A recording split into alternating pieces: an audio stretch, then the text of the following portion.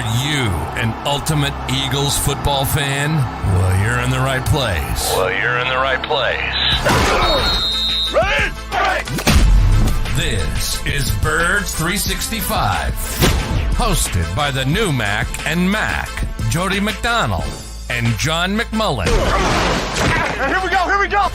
Who collectively have covered and talked about more than 50 plus years of Eagles football. Kick off your day with Birds 365. You'll get debate. We love to argue. You'll get the real story from inside the locker room. And you'll hear from some of the great football minds from around the region. You're about to become an Eagles insider. Get in the game. Join Jody Mack and Johnny Mack and join the football community that flocks to Birds 365. Birds 365 starts right now. Welcome to the NFL. Let's go! Let's go! Go!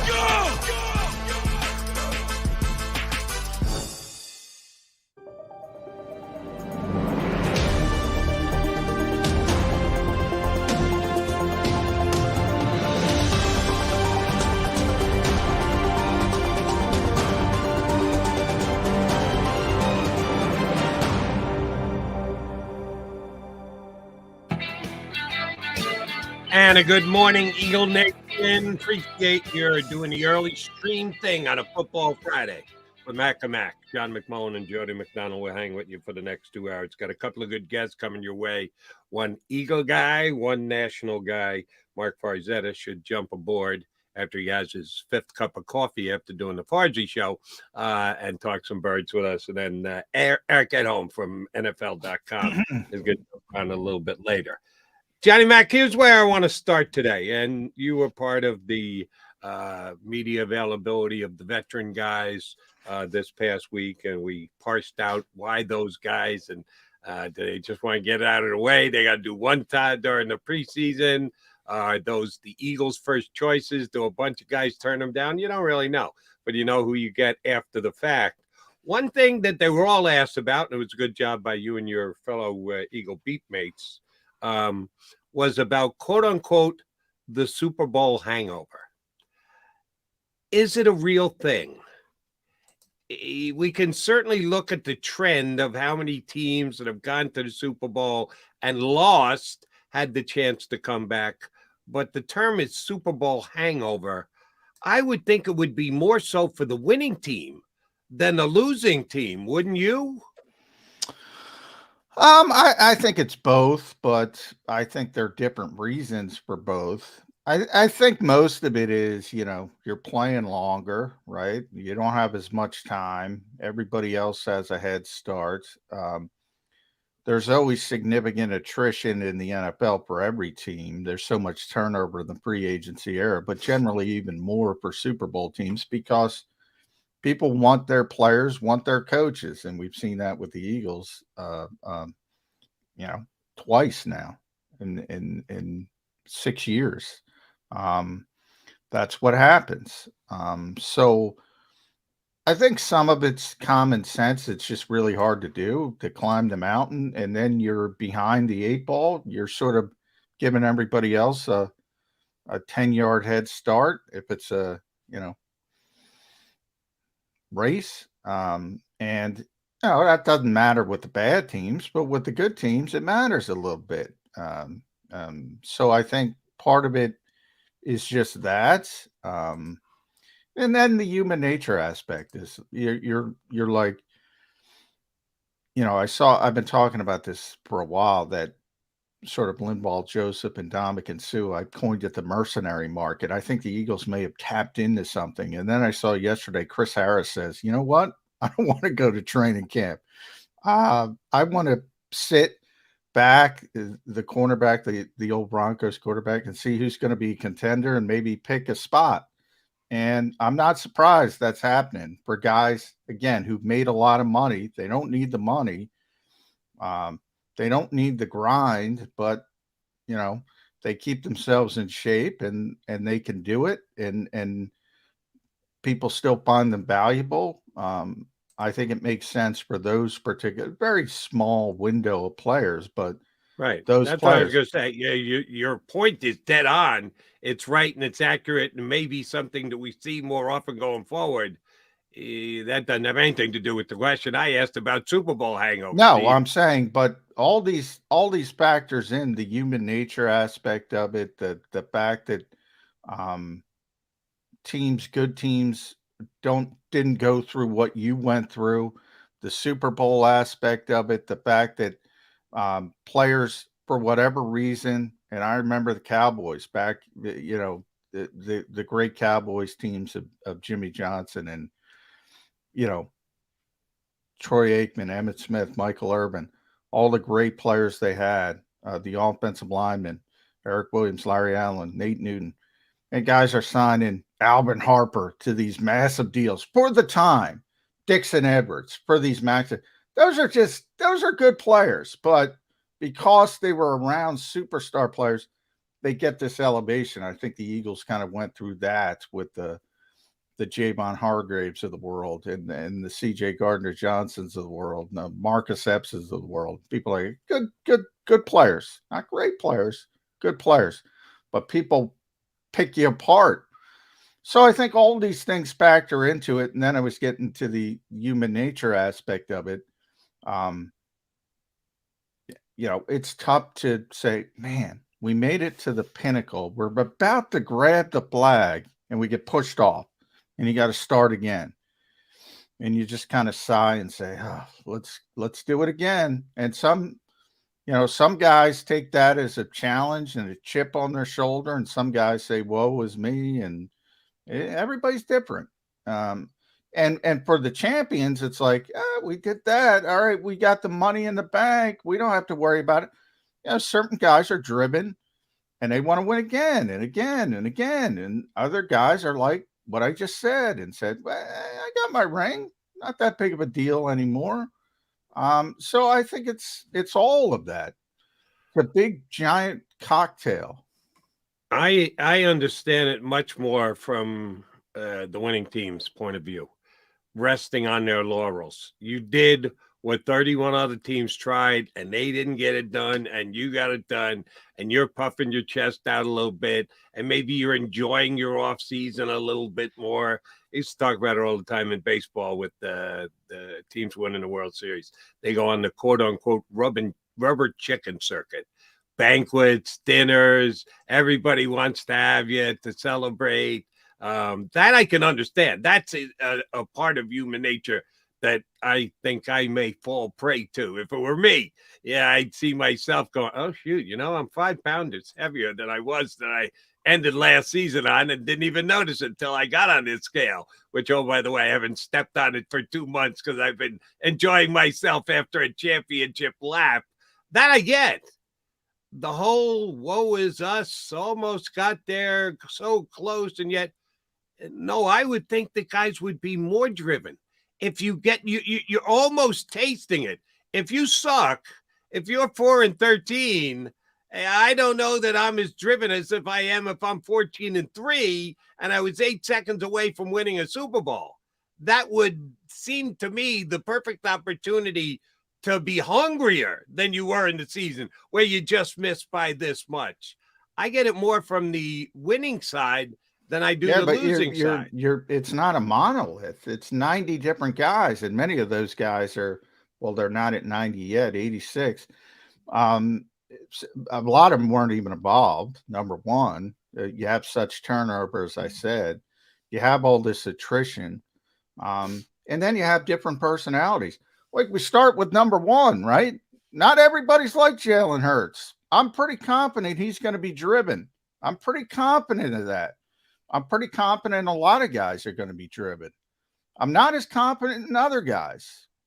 And there are, maturity. I said, we're on Friday, so I'm going to get my last shot in at the Sixers. I said I was going to give them at least one shot per day. I'm watching the game last night. After the game, the Nuggets come back. They didn't play well, but they win the game. They have a closer who had a crappy game, but he plays well in the fourth quarter. And then Michael Malone, who's the coach out there, is talking about Jokic after the game. And I want to pull up the quote. He said, he's like Secretariat, man. That guy can run for days. Never stops, never stops. The conditioning, if he's got to go 48 minutes, he can go play another game for 48 minutes. That's how Moses Malone was. That's how Wilt Chamberlain was.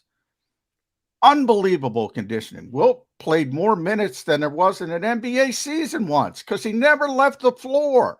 And there were a couple overtime games. Never left the floor. Now, I know that that'll blow people's minds today. The conditioning aspect of and people are saying Nick Nurse is getting a interview. You know, who should be the coach? Can anybody get Joel Embiid to buy into that? Then you might have something. Can you do the monolith aspect of it, Jody? The assumption that might be the way you feel, but it ain't the way everybody feels. And, all right, and, then and there are all different personalities. Let me pose you this question. It's not my job. I'm just giving you how I think I would react. It is someone's job. It's Nick Sirianni's job. He's got to deal with all 86 players right now and different personalities and the like. And if they needed to be poked and prodded or yelled at or patted on the back or whatever, he's got to be able to differentiate all of those different guys who may be in a different mind space because they got this close to winning the Super Bowl and didn't. Now, new guys, you're right. There's a turnover. There's some guys who weren't here before. So you deal with them differently as well. Is Nick Sirianni properly suited to be able to motivate this monolith of a team you're describing? Well, that's the problem. It's not a monolith. You just told me it was a monolith. Wait, is it a monolith or is it a monolith? No, I said it's not a monolith. I said it's a group of individuals making up a team. That's what I said. You're like, I would feel this way, in the assumption 85 other guys are going to feel that way. That's just not true. That's why I brought up Jalen Hurts. Can we get everybody to have the same drive and work ethic and that as Jalen Hurts? Boy, if you could do that, it's easy, but you can't do that. That's not realistic. That's what I'm trying to say. Everybody's different. Now, from my standpoint, over 2 years, Nick's as good at it as anybody else. Can he get it done? Can he get everybody going in the right direction? No, of course not. There's always going to be some issues. There's always going to be some guys that you find difficult to motivate or get the way you want them, or not reaching their particular potential. I don't know of a coach in the history of the world that can do that and get everybody, but he's been as good at it as just about anybody else when it comes to manipulating personalities, and it's probably the wrong word, but that's kind of what it is, and trying to get them on the same page. Like CJ Gardner-Johnson be the best example of this. You know, that worked out for one season. And then after the season, it didn't work out because other stuff come into play. You're disrespecting me with this contract offer. You don't understand me. He was just on the Kay Adams show. You know, all this stuff comes into it. We're talking about Jalen Carter, right? We've been talking about maturity issues. 22-year-old kid. How do you get him on the right path, the right page? Well, that's his job. It's up to him. But the assumption that everybody's going to be Jalen Hurts or everybody's going to be Michael Jordan and this extremely driven, not bothered by anything, that's rare. That's why I think yesterday, the rare breed, you know, that's rare. That's not common. That's not common. Like Nikola Jokic is not exactly common either. Not common. And I think people understand. All those people that want to burn down MVP voters who voted for Jokic, if they're watching the playoffs now, they probably understand a little bit better. They probably aren't watching the playoffs because their team is out of it. But if you watch him play, you get why people think the way they think. And he's deserving of every vote that he got, to be honest. And he's won it twice. And if he won it a third time, wouldn't have bothered me. even a little bit. But those personalities, and that's why it's great to have that foundation of not only Jalen Hurts, but the Jason Kelsey's of the world, the Brandon Grahams of the world. It's great to have that foundation, but you still got to build it up around them. And the coaching aspect of it too. Jody, we just went through this, man. When was the demarcation line? The ascent of Doug Peterson and the decline, right? Everybody points to Frank Reich and John DeFilippo. Fairly or unfairly. The attrition on the coaching staff, people needed scapegoats. Oh, Mike Groh can't do this. Press Taylor can't do this. Press doing a pretty good job in Jacksonville, by the way. So was Doug. Carson Walsh can't do this. Now we're here because everybody's got that glow. Oh, Brian Johnson will be fine. Oh, Sean Desai will be fine. I don't freaking know that. They seem like impressive guys, but I don't know that. I know Nick was very, very close with Shane Steichen. Very, very close with Jonathan Gannon. These aren't his guys. They are now, but he didn't have a relationship with Brian Johnson before he came to Philadelphia. He didn't have a long-term relationship with Sean Desai before he picked him, before he came to Philadelphia. He had long-term relationships with Shane Steichen and Jonathan Gannon.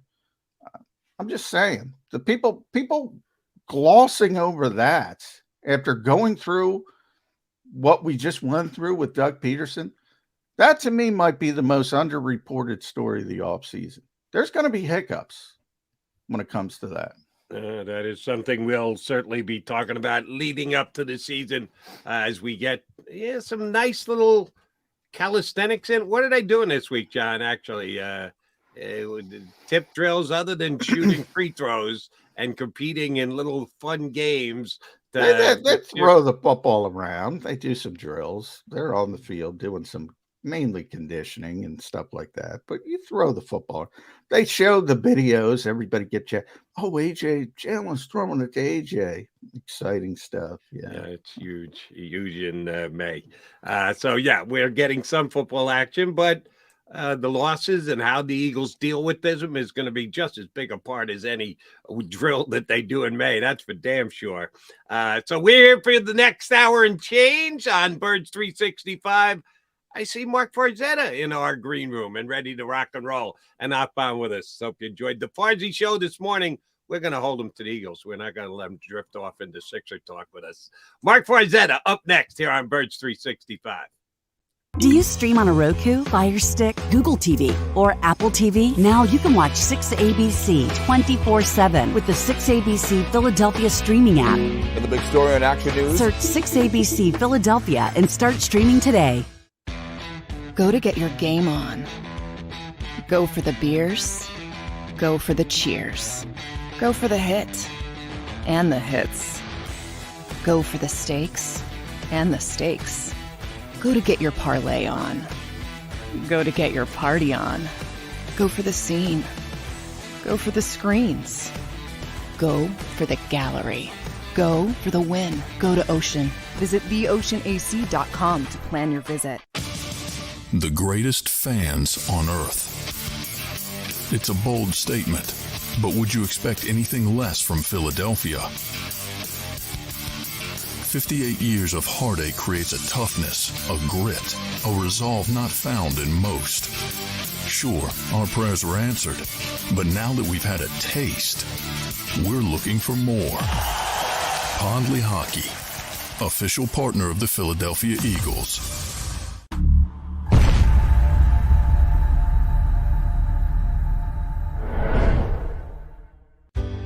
Go passionately. Go fearlessly. Go confidently. Go Birds!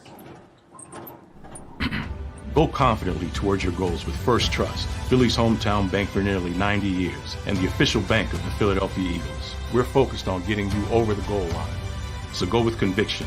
Go with trust. Go Birds! and go forward with us by your side. First Trust Bank, the official bank of Philadelphia Dreams. Oh, and go Birds. All right, did you know I was the mommy slam dunk champion? Really? Yes, really don't sound so surprised. Let's see it. Oh, you're ready. All right, here we go. Let's hear the crowd. So go to right, go to left, fake 'em out. Mama, go up, mama! She did it. Again? You can't avoid gravity, but United Healthcare can help you avoid financial surprises by helping you compare costs and doctor quality ratings. United Healthcare.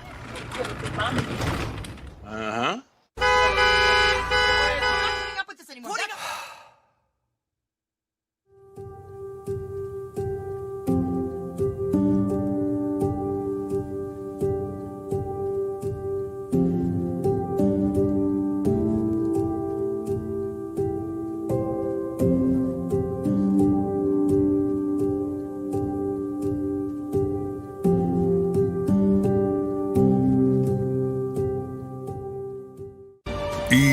EAGLES, Eagles.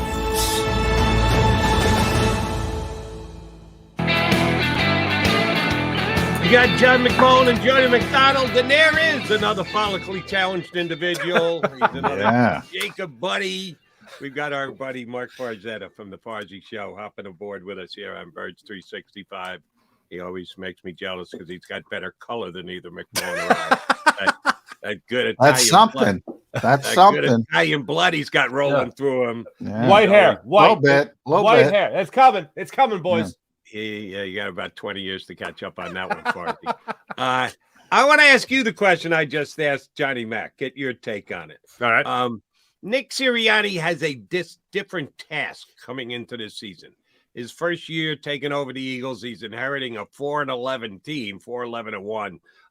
So his job was to just prove that he's an NFL head coach and win over the locker room that he can be the head coach of the team. His job going into the second year, different. They made the playoffs, good season in that they're going from 4-11-1 to sneaking in the back door as a wild card team. Now, this is a different task altogether. You've got to get the group together that came up 8 seconds short of winning the Super Bowl. As John just pointed out, different guys, different personalities, different mindsets and the like. But you got to get them all narrow focused at one task, getting back to the Super Bowl again, getting over whatever effect losing the Super Bowl had on him. How do we know Nick Sirianni's the right guy for that job?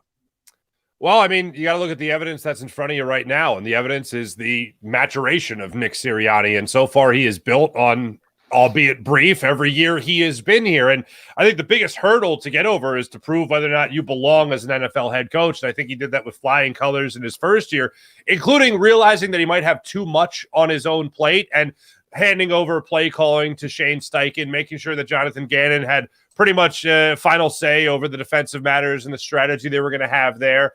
And he trusted the coaches around him. I think he's going to trust the coaches around him again this year. He knows when he's got too much on his plate. He also knows that he has a developing quarterback, and he gives that quarterback enough room to develop, enough wiggle room to still play the style of football that he wants to play. And he'll be part of the game planning that allows that quarterback to play that type of style. The challenges, and the most convincing part of the evidence here, is the challenges that have been in front of Nick Sirianni. He's passed and done a phenomenal job of passing with flying colors. And one of the things I always go back to is Doug Peterson. The instant success he could have in Philadelphia was the fact that he was a player. He could get away with identifying with the locker room better than certainly a guy like Chip Kelly could. And the players really took to him and respected him for that. Nick Sirianni, having not been a player in the NFL, has gotten a very similar type of respect for the way that the veterans have respected him in the locker room, the way the veterans have listened to him in the locker room. And then right after him, the leadership he gets in this locker room help endorse anything, help sell anything he's trying to sell this team, especially some of the younger guys on this team. So I think when you look at the challenges in front of Nick Sirianni, he just keeps checking boxes. But you're right. Now the expectations change. It's not just, well, can he be an NFL head coach? Oh, he's an NFL head coach. Well, can he win in the playoffs? Well, he made it to a Super Bowl. And now he's got a group around him that he can continue to build around. And hopefully they check another box going into this season, which is obviously the ultimate prize of winning that Super Bowl. Yeah, Mark, I think the biggest box, and I mentioned maybe the most underreported story to me in this offseason is the change on the coaching staff. People are glossing over this like it's nothing. And what's amazing to me about it, Mark, we just went through this 6 years ago. And you remember the new normal, right? Hey, we're set up for years. This is rock solid. And all of a sudden, Frank Reich is gone, and John DiFilippo's gone, and at the time, nobody. All right, let's keep it going. Expectations didn't work out that way. Mm-hmm. Here you have losing both coordinators, and I know most fans don't care about one, which is fine. But as I mentioned to Jody, Nick was really close to those guys. Long-term relationships, thick as thieves. Brian Johnson, he had no relationship with before he came to Philadelphia. Sean Desai, no relationship before he hired him. You mentioned he's going to rely on his coaches. How do you develop that relationship with guys you just met versus a long-term relationship with guys you trust? Mm-hmm. Yeah, and that's the exact word I was going to use there. You have to develop that trust with guys like Sean Desai. I think even though he hasn't been around Brian Johnson a long time, and I know you were referencing Jonathan Gannon as a guy that not a lot of fans care that the Eagles have moved on from, and he's got a job in Arizona now. But for me, I'm less worried about the Brian Johnson position because I feel like we do have a familiarity there. And more importantly, I think Jalen Hurts has more of a familiarity there. On the defensive side of things, schematically, as we've talked about all season long, and John, when you and I talked about this a couple of weeks ago, we talked about Sean Desai being a more direct disciple of Vic Fangio than even Jonathan Gannon was. And I know that's become the hot name of everybody that wants to replicate some sort of defensive scheme. It's all about being like Vic Fangio. I think that's the way the Eagles want to play. But what I really took, what I really paid attention to was obviously Sean Desai's press conference when he talked about, and this could be just a line that they pre-wrote before the press conference in terms of, we want to model after our own city of being gritty, of being palpable, right? And I thought, well, that's great for the posters, but I want to see what goes on when the in-game adjustments are needed. I liked what Sean Desai had to say. But more importantly, I like what James Bradbury had to say about Sean Desai, about how he's impressed with how smart the guy seems to be, how the terminology is going to change from Jonathan Gannon. This is to be expected from Gannon to Desai's scheme. And he talked about, and whenever you talk about one thing, it's like the other coach never did it. So I don't want to say that in the light of Jonathan Gannon, but I did find it interesting that James Bradbury pointed out the freedom you're going to have as a defensive player. You might have a little bit more freedom than what you had in the past to make a call on the field, make a judgment call on the field as a player. And I know players love that. They feel like they can flourish in that.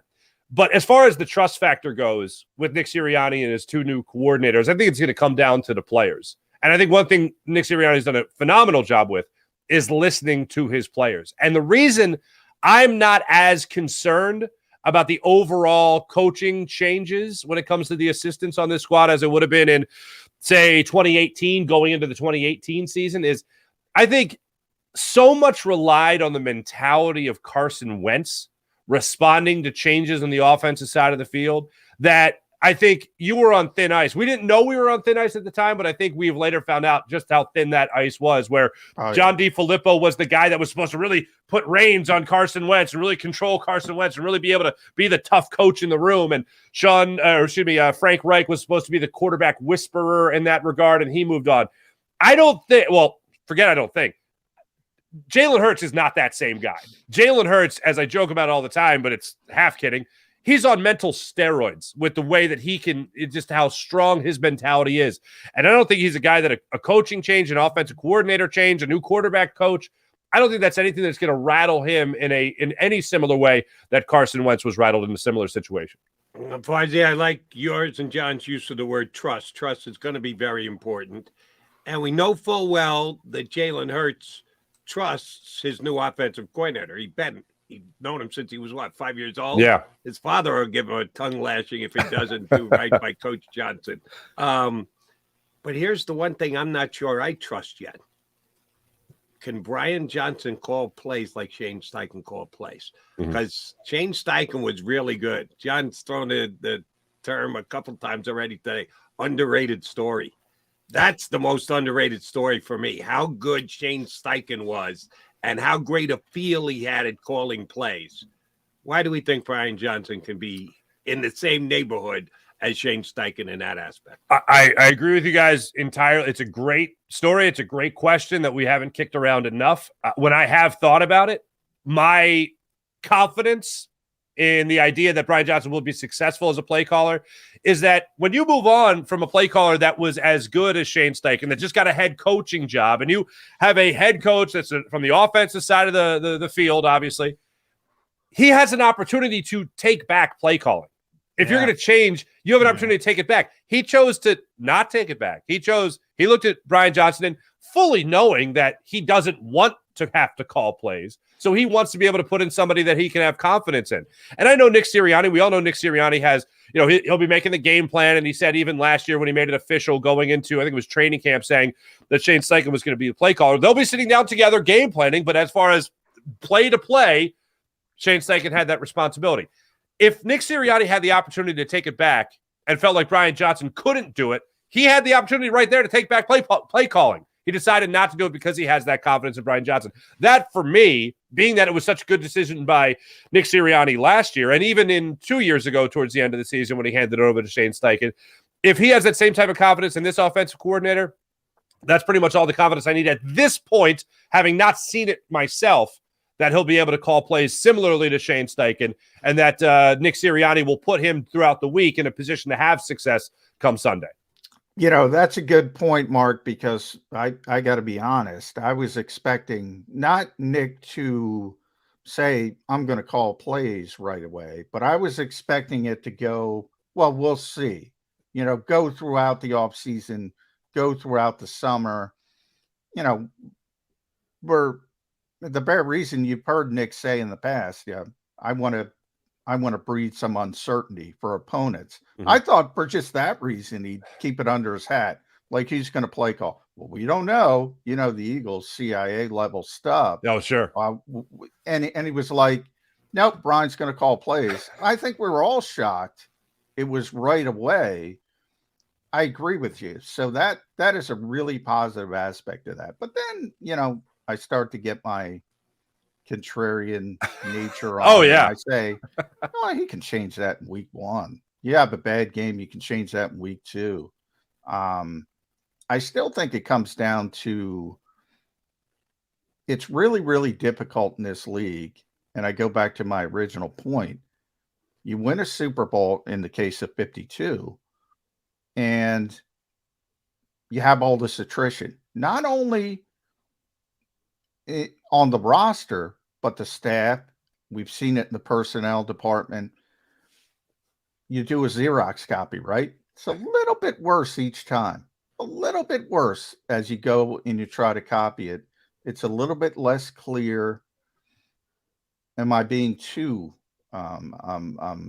wary of change, or is it just part of it? There's going to be change every year. Mm-hmm.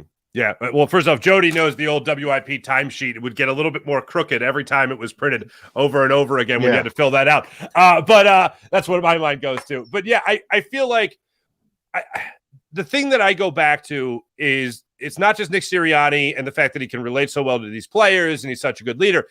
It's the fact that you have guys like Jason Kelce that just keep these guys in check, so that I know it when you try to repeat culture with a different group of players, but you still have that core, the guys that are kind of in orbit around that core, they might tend to stray. But one of the things that I think this team does so well is that the leaders, it's always great when your leaders are also your best players, because they're really doing a great job of keeping everybody within that same stratosphere. And I think what they do is they keep enough players just enough on edge to compete for jobs, compete for success, compete for those bonuses, those incentives and all that, where it's not just about the overall success that every fan is rooting for. It's also about the financial success, and they keep that in mind for everybody in that locker room.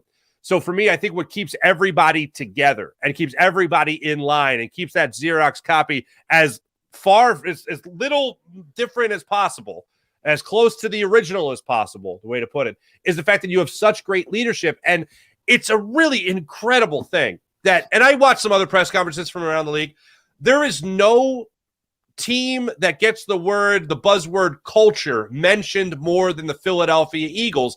And I think it's because of Nick Sirianni. It's because of the veteran leadership here, the fact that they've won, and they have a young quarterback that is not only an MVP caliber quarterback, but also is just, like I said, mentally ridiculously focused on the task at hand. And if he is at that level and the leaders are at that level, then everybody else in the locker room has no choice but to fall in. Real quick, sorry, Jody, just one follow-up.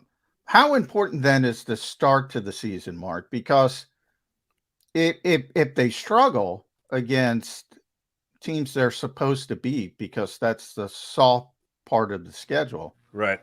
Offensively, how quick does it? Oh, this is Mike Groh. This is oh, geez, yeah. How quick do they need to get off to a good start, especially offensively?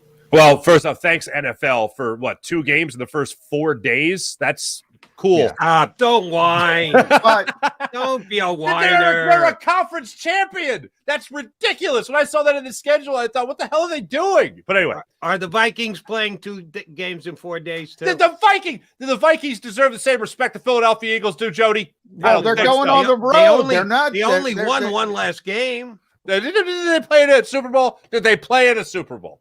Anyway, no, they got picked off at home in a bad playoff loss, but they did win 13 games, and they got to go on the road week 2. Talk about disrespect. That's what How you about get. The Vikings 13 wins last year? That's Here's what you can get do with your 13 wins, Minnesota. Get your ass on the road first Thursday of the year. They're just going to choke again when it matters most anyway. Who cares? Anyway, shot on Minnesota. Just piling on Minnesota. It's important because by the way, true. Also, true. They are going to. They are going to choke. You heard it here first.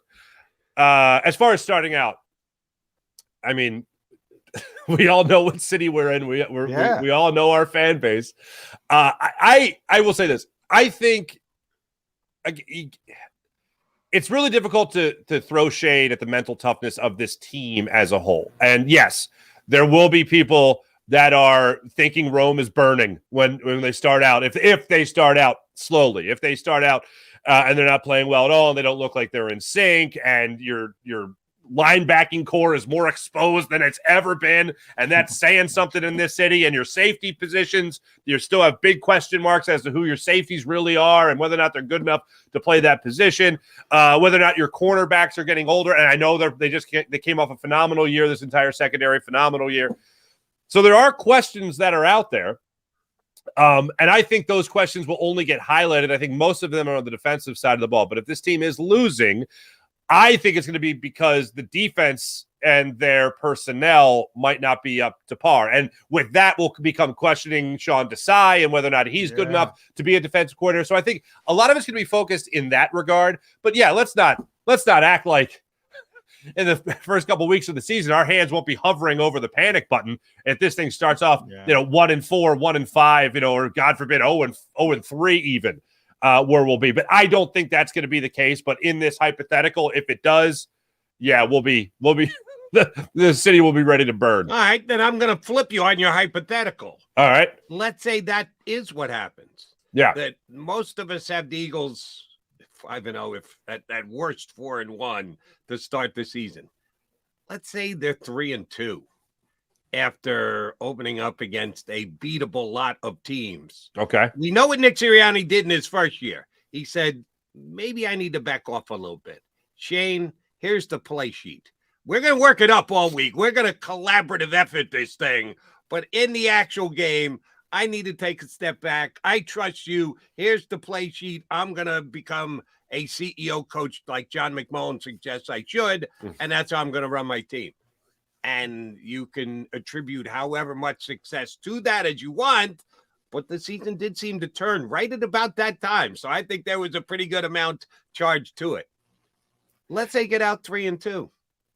What's Sirianni's move? What does he do to change the course of the season, or does he just go, the hell, we're better than this. I had a couple of bad games. Hey, I'm not going to sweat this at all. Full steam ahead, no changes. Get out of my office. Don't bother me with those questions. We're the Philadelphia Eagles. We went to the Super Bowl last year. Shut up, we'll be fine. Which way does Sirianni go? First off, I just want to hear him say, shut up, we'll be fine. I just feel like Nick would deliver that line beautifully. I don't think Nick is in the category of panic anymore. And I think it is a comforting thing and a confident. I mean, what better confidence can you have as a second-year head coach, as a third-year head coach than, hey, I just coached a Super Bowl. So I think that's a big confidence booster. And, hey, my theory works. I think the aesthetics will matter greatly. The optics will matter greatly. If this Eagles offense comes out stale with the weapons they have, with the backfield they have now, with the offensive line, and let's say Cam Jurgens is your right guard and everything's going swimmingly there. But if this offense comes out stale, I think you're going to at least be looking at 4 or 5 games there. So just out right around that 3-2 mark. 3-2. I got you 3-2. 3-2. Yeah. If you're looking right around that mark and you see the offense is stagnant, I think you might give it a couple more weeks before that kicks into high gear. But again, with this hypothetical, I don't see it happening. But if it does, and you see in case of emergency break glass type of moment, I would not be shocked if you saw Nick Sirianni in the early goings of the season take back play calling and say, all right, you know what? Because look, you can have as much confidence, you can have much familiarity with Brian Johnson if you're Jalen Hurts. You can have much of that as you want. But until push comes to shove, until you actually get into the moment, you don't know how somebody's going to perform. So this might be a moment where Brian Johnson is a little. I don't think it's going to happen, but this might be a moment, having not done it, that this might be a moment for Brian Johnson where he's a little in over his head, and they decide to maybe start sharing that play calling responsibility a little bit more, and Nick starts to become more involved. Yeah, I agree. And by the way, while I brought this up, Mark, I think Brian's going to be fine. I think the Eagles offense is going to, as you kind of alluded to there, they're going to out-talent people. They're going to be just fine. I don't think he's going to mess with Brian because I don't think you want to mess with the quarterback, and they're very close. So I do think, and by the way, if there is a shared sort of environment, as you mentioned, we're not going to hear about it. They're not going to talk about it in public. It might be going on behind the scenes. Defensively, though, I'm with you, man. People are this back seven, and really, I'm talking about straight up the middle. The corners are still very good, although, is Bradbury going to have the same year? Avonte, when he was healthy, you hope Avonte can stay healthy for 17. Yeah. But in the games he did play, the 9-10 games he did play, is he going to play as well? Career years for both of them. But they're good. They're good players. Up the middle? Nakobe Dean better be a top 10 linebacker, like right away. Like right away. But perhaps that happens, but that is some projection, to put it mildly. And I admire everybody's optimism, but Sidney Brown ain't Brian Dawkins, just like Kayvon Wallace ain't Brian Dawkins. And that's nothing against Sidney Brown, but there are very few safeties in the Pro Football Hall of Fame. So I'm not going to project him at that level just yet. That back seven scares the you-know-what out of me, Mark. You guys, we've talked about him before, but I really like Reed Blankenship, but I'm not looking at him to be an anchor of this defense. I'm looking at him to be a good football player on this defense, but I no way think he's going to be some kind of like, bursting through the doors type of guy. Like, oh, look who's on the scene. It's Reed Blankenship's moment. The Sidney Brown thing, Nakobe Dean, Morrow, all these guys, I have huge question marks next to, because the defensive line has to be stout. There's some question marks there. You're losing Javon Hargrave, who played his role phenomenally well for the Eagles over the last couple of years here. But is that front is going to get enough push to make everybody else look good? Because I don't know if they're going to have that same type of push. And, man, they're going to have they need to have a much better push than what they had last year if you're going to be helping out this secondary. As you mentioned, they're going to be helping out this linebacking core. I mean, even by the Eagles standard, let's look at this for a second. TJ Edwards, undrafted, exceeded expectations. Before him, Alex Singleton, undrafted, exceeded expectations. Both those guys cashed in with 3-year deals around $18, $19 million in this past offseason. Good for them. But by this standard, this is a low standard, even for the Eagles, when it comes to what they're looking at from a linebacker position. And that's one of the things we always scream about. We hear from the fan base all the time about, oh, well, the Eagles don't believe in linebackers. They don't believe it's a valued position. Even for that, let's just roll the dice. Nakobe Dean, I ain't betting against him. I love the guy's attitude. I love his work ethic, his athleticism, and you can make all the comments in the world about the Georgia Bulldogs. One person in my comments calls them the Broad Street Bulldogs. And I think that this is something that they're, I hope, not reaching for, that, oh, these guys are all on the same page, them being together again. We'll see the best version you can of Nakobe Dean. We'll see the best version of Jordan Davis. Okay, you seem to be banking a lot on that, and I hope you're right, because for them just look at the linebacker spot and be like, oh, yeah, this will be fine. No. I don't know about that one. I don't know. I'm rooting for a lot of these guys, but a lot of these guys I'm not betting on. I don't know how you can expect Nakobe Dean to be a top 10 linebacker. He's so undersized that he fell to the third round in the NFL draft. So how can you expect such an undersized linebacker to actually become a top 10 linebacker in the league? Some cheese God, steaks. how can you ask that? You continually tell me that that's why he was a third round pick, because he was so undersized. Well, that's why he was. You specifically state that. What do they list him in the team guide weight-wise? 220-ish, somewhere around there. I'll look it up right now, but I'm Mark, it's more than that. And you continue to tell me no friggin' way. No, well, no friggin' way. They lie right to your face in the Eagles media guide as to how big he is. Well, how is this little peewee going to become a top 10 linebacker, John? What? First of all, I have no idea why you're going down. But again, why do people want me to lie to them?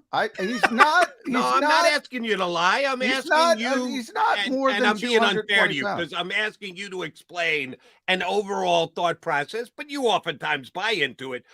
That's why the league devalues linebackers, and he's an undersized linebacker, and that's why he should have been a third-round pick. I'm just saying he hadn't got any bigger.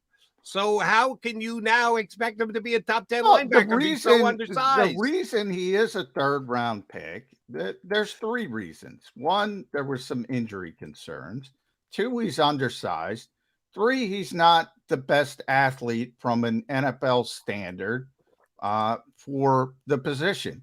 Guys who are drafted high at linebacker are the Devin Whites of the world, the Devin Bushes of the world. The world-class athletes, the guys who would just do every drill and they're just, all off the charts. But that doesn't mean you can't be a good player. The best linebacker in football is Fred Warner.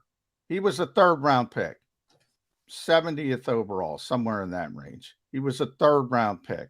I have tremendous optimism for Nakobe Dean. I like Mark. I mean, really smart kid, really instinctual as a player. My concern is, and Jody, I always bring up startup costs. I don't think it's going to happen right away. I think he had 34 snaps last year. Right. He's going to have some growing pains.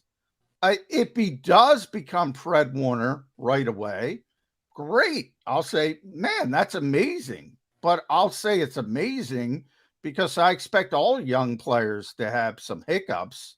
And, Fred Warner wasn't Fred Warner right away. And I think that's where everybody's jumping. Oh, Nakobe's like he's Hassan Reddick. Or he's Darius Slay. Those guys are proven. Demonstrated performance is what coaches always say. Those guys are proven. This guy's never played at the NFL. He played 34 snaps. I'll try this one more time. Since there are startup costs, and I agree with you. I think that to ask him to just step in after 34 whole snaps, which, oh, by the way, thanks to the duo out there in Arizona, Gannon and Rallis, who got him on the field for all of 34 snaps. Thank you very much for that, guys. And undersized. How do you set the expectations of him being a top 10 linebacker? if he's got to grow into the job and it's going to take X amount of weeks because he only got 34 snaps last year and he was undersized and that's why he fell to the third round, how can you realistically expect him to be top 10 linebacker just like that? Well, you can't. That's my you kind of my you point. just said you need him to be the top 10 linebacker. You just said that. Yeah, that's what I said. And my question to Mark, which I think he understood, is I think people are going overboard with the assumption that he's going to be a top 10 linebacker. Did you understand that, Mark? I picked up Johnny Mac. I picked up what you were putting down. Yeah. I got you there. Same thing with Sidney Brown. Sidney Brown might turn into a great Pro Bowl safety down the road. Yeah. Right away. I think people are skipping steps.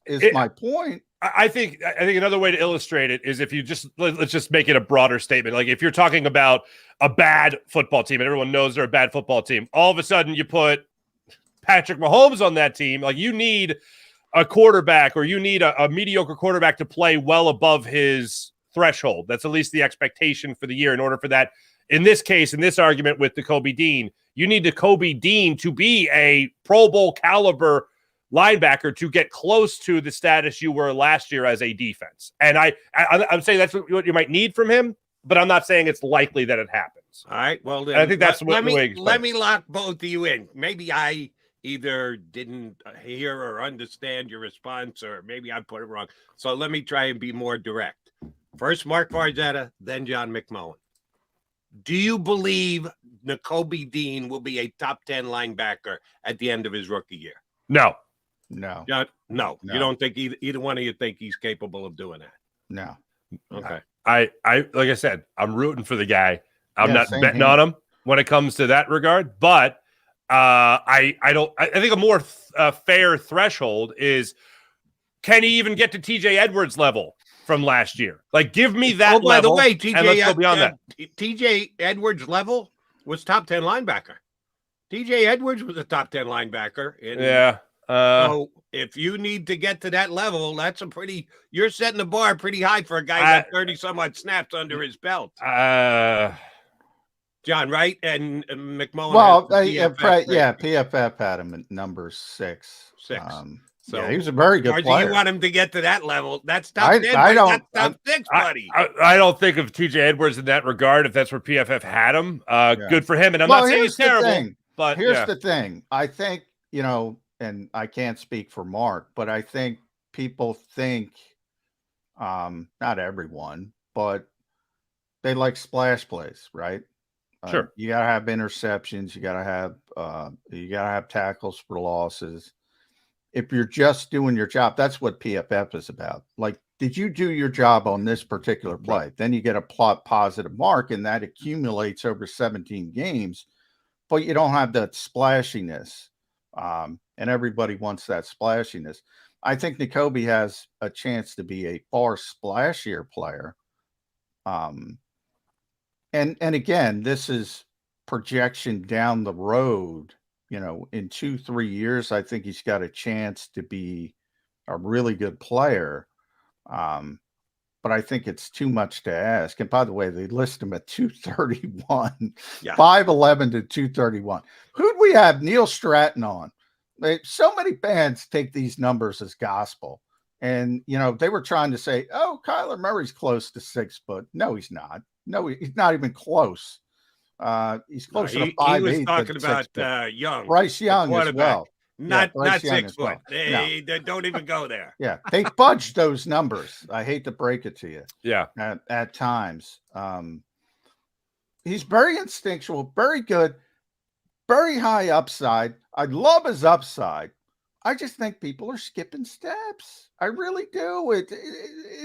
And I hope I'm wrong, by the way. I hope he turns into Fred Warner day one. Hey, let me just say this. I think Nakobe Dean is going to be a very good linebacker in the NFL. Yeah. I don't think we're going to see exactly that this year. I think there's going to be a little bit of a process going on here. And I think as far as the splash plays go, you want somebody out there that's going to make a play. And the Eagles, especially in their Super Bowl run, when it came to forcing turnovers, they were talking from 6 years ago now. Last year throughout the season, they did a great job of forcing those turnovers. You want somebody that's going to be able to force those turnovers and make those big plays that will change the outcome of a game and give more opportunities to your offense, and also nullify what might even be a good drive by the opposing offense that gets into the red zone. Next thing you know, you forced a fumble, you picked off a ball, you got a big sack, whatever it might be. Those are the splash plays that I want to see. And I think Nakobe Dean, thanks to his speed and his quickness, talk about the attributes that actually made him a third-round pick and give him this opportunity to be a starting linebacker for the Eagles this upcoming season. If he is able to focus on those attributes, and you see Jordan Davis and you see these guys on the defensive line and Fletcher Cox and whatever, you see them do their job and create opportunities for him, I think that speed and quickness will work wonders for this Eagles defense. That's the thing that I'm going to hang my hat on. If I'm going to have any confidence in Nakobe Dean being a good linebacker, it's going to be because he is able to use his quickness, his speed, and his instincts out there on the football field to be able to make a big play for the Eagles. And while I appreciate PFF's rankings, and John did a good job of explaining it, that it's about doing your job on each individual play. You might not be within 10 feet of the ball. You might not even get close, but if you did what you were supposed to do, then it's credited as a good play. And a splash play you don't get bonus points for making a splash play, but the acknowledgement of most good to casual football fans, interception, a forced fumble. That's I don't care what he did the other 87 snaps. Right. He got his hands on a football when we needed the interception. There can be a balance there. It doesn't have to all be about just. Well, you know who's a good example of the splash plays. The best example of the PFF conundrum is CJ Gardner-Johnson. Splash plays all over the place. Led the NFL in interceptions. Missed 5 games. 49th best safety in the NFL. 49th. Now, here's the deal, though. When it came to contract time, the Eagles were like, well, there's some issues here. I mean, we love the playmaking, but there's some stinking issues. This is not a superstar player. And they tried to get him at $8 million a year, and CJ got upset, and because he made splash plays. Players are like, hey, I make splash plays. Well, yeah, but you're also effing up here, you're effing up there. And so there is a give and take there. There is a give and take there. It's the old Asante Samuel line. If they're tired of my big play making ability, they're not going to see me here. Fair point. Asante did make some big plays while he was here, but you're right. Took his act out of town. Where are you taking your act this weekend, Farzad? Performing at the Chuckle Hut? Are you going down the shore? Where are you going to be this weekend? Yeah, I'll be at Hill. No, it's funny you asked that. Well, tonight I'll be back on the JAKIB Media YouTube channel for a fine Phillies post-game show after Phillies and Cubs tonight. 7:05 start time. Ranger Suarez will be on the bump for the Phils there. And then this weekend, unfortunately, I got to take the rest of the weekend off. I got to go down for a family thing. My wife's family's from Baltimore. I got to make a trip down to Baltimore, and unfortunately, Preakness? I can't go to the Preakness. You're going to Baltimore, and you're not going to the Preakness. Yeah, unfortunately. I've done the Preakness 3 different times. 3 different times. Any crab cakes this weekend? You got to get the crab. How do you not? I was in Baltimore last weekend for my mom's family is also from there, so I had some crab cakes down there. Jimmy's is my place. Jimmy's, Dundalk, baby. We give him the free plug. Tremendous. Yes, have you ever been in the horse you rode in on? No. I have not. Best bar right in the Inner Harbor neighborhood in Baltimore. It's up from the Inner Harbor a little bit. It's a specific neighborhood. I can't Federal Hill? Might be Federal Hill. The horse you rode in on, name of the tavern, was in there 25, 30 years ago. As good a just cool, regular, in-town drinking bar as you're going to find. The horse you rode in on. I may have been there and just don't remember, but I will definitely check that one out. That was certainly before Farzy was married, when his wife started to dictate, we go to Baltimore, but we don't go to the Preakness. So, oh no, I don't know. I think you've met my wife, Jody. She's the one that drags me to bars. Okay, that's how that relationship works. Farzy, good stuff. Always a pleasure, buddy. Thanks for hopping in today. Always, have a great weekend, guys. See ya. The host of the Farzy Show, Mark Farzetta, here with us on Birds 365. All right, timeout coming. We are less than 20 minutes away from Eric Edholm, writer for NFL.com, hopping on board with the Mac guys on Birds 365.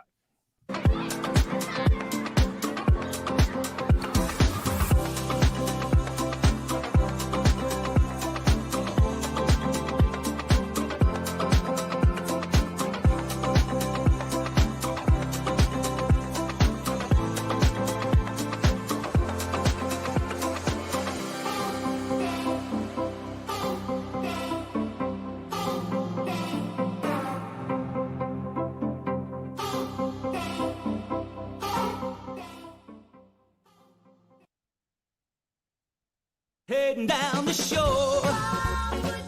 Have a ball once more. Here, imaginations run wild and time stands still. Because here, you can find the best of the Jersey Shore, all on one 5-mile island. So leave the old you behind and get lost in the woods. Wild, wild, wildwood days.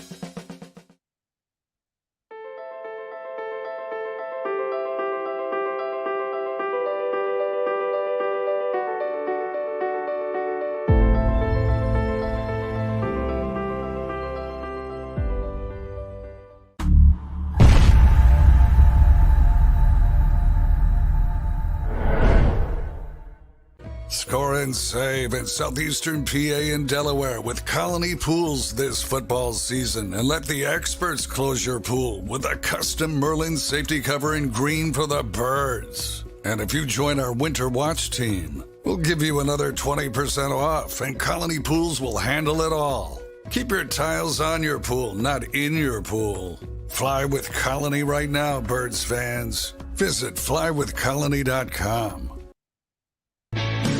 Hi everybody, my name's Jason Lombardi. I'm an inspector at DryTech.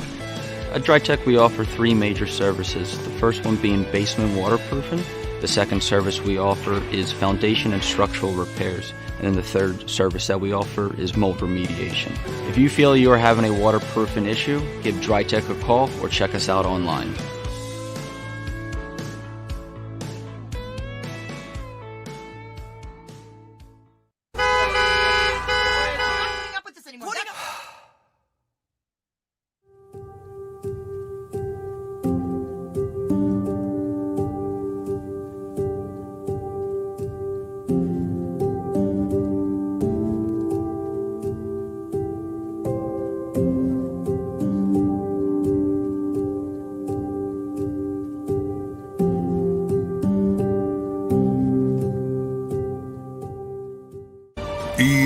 EAGLES, Eagles.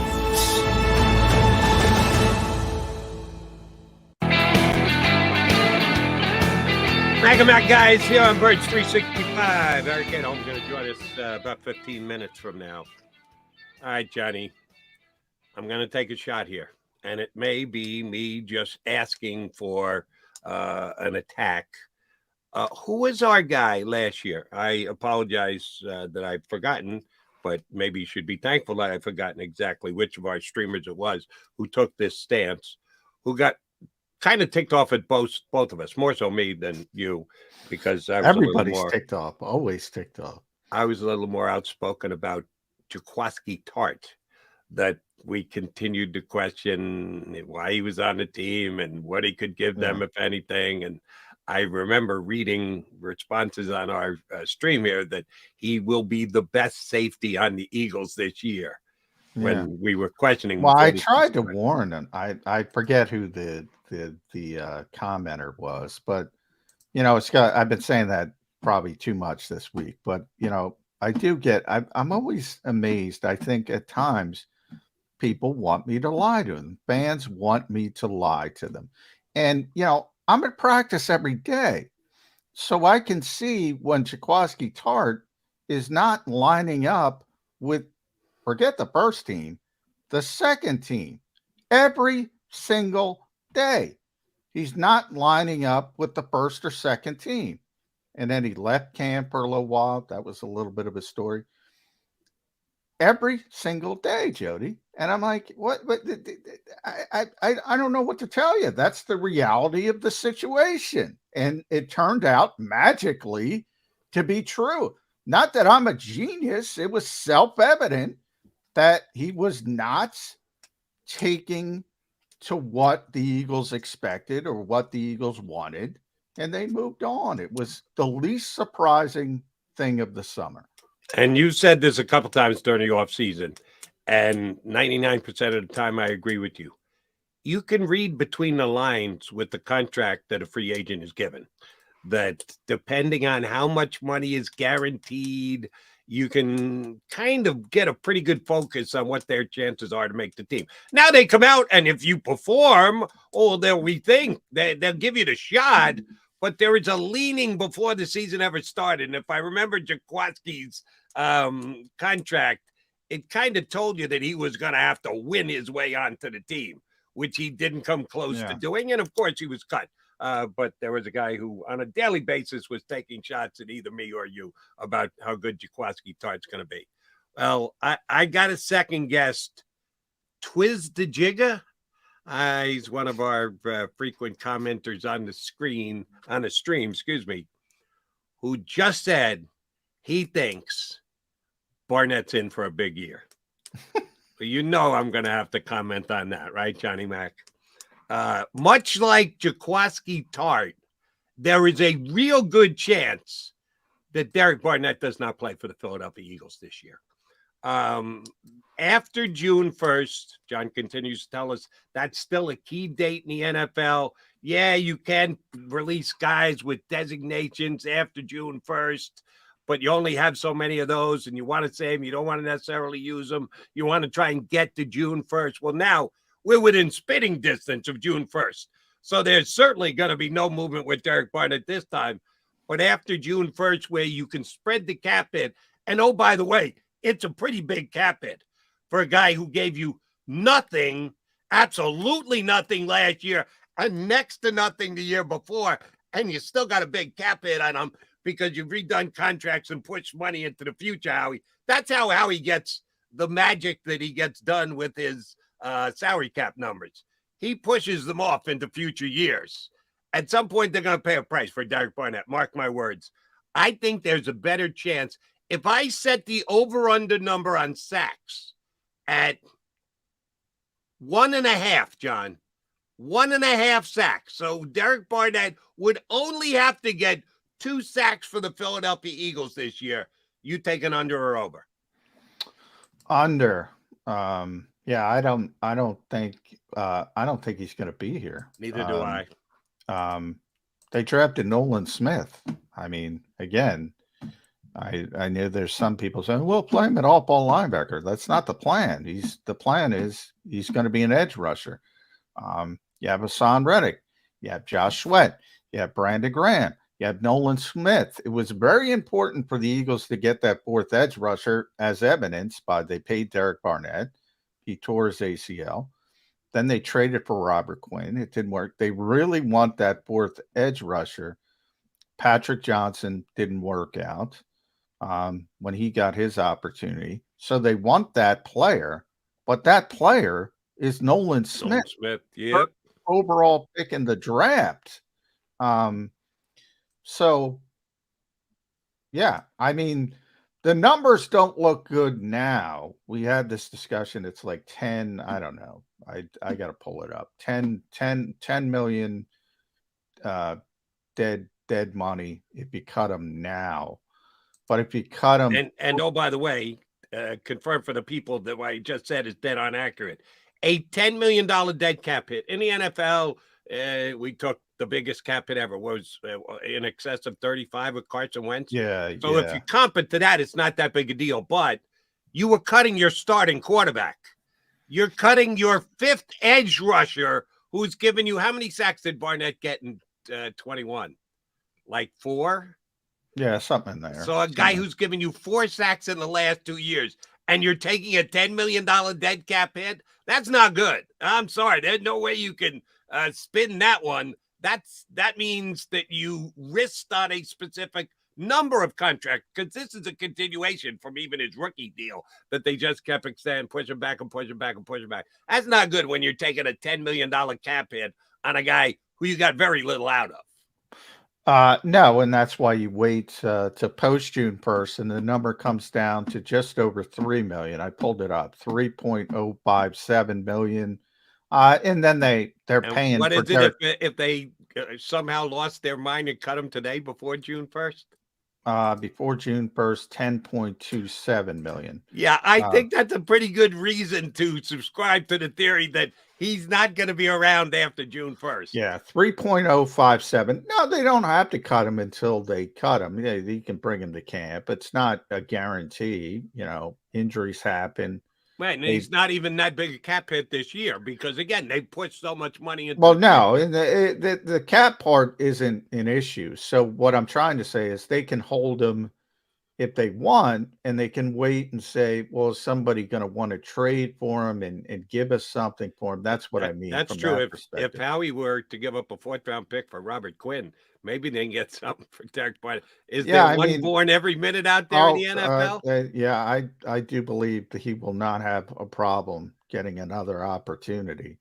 Now, the issue, and you mentioned, and again, I want to, it's, more Jake Rosenberg and Bryce Johnson.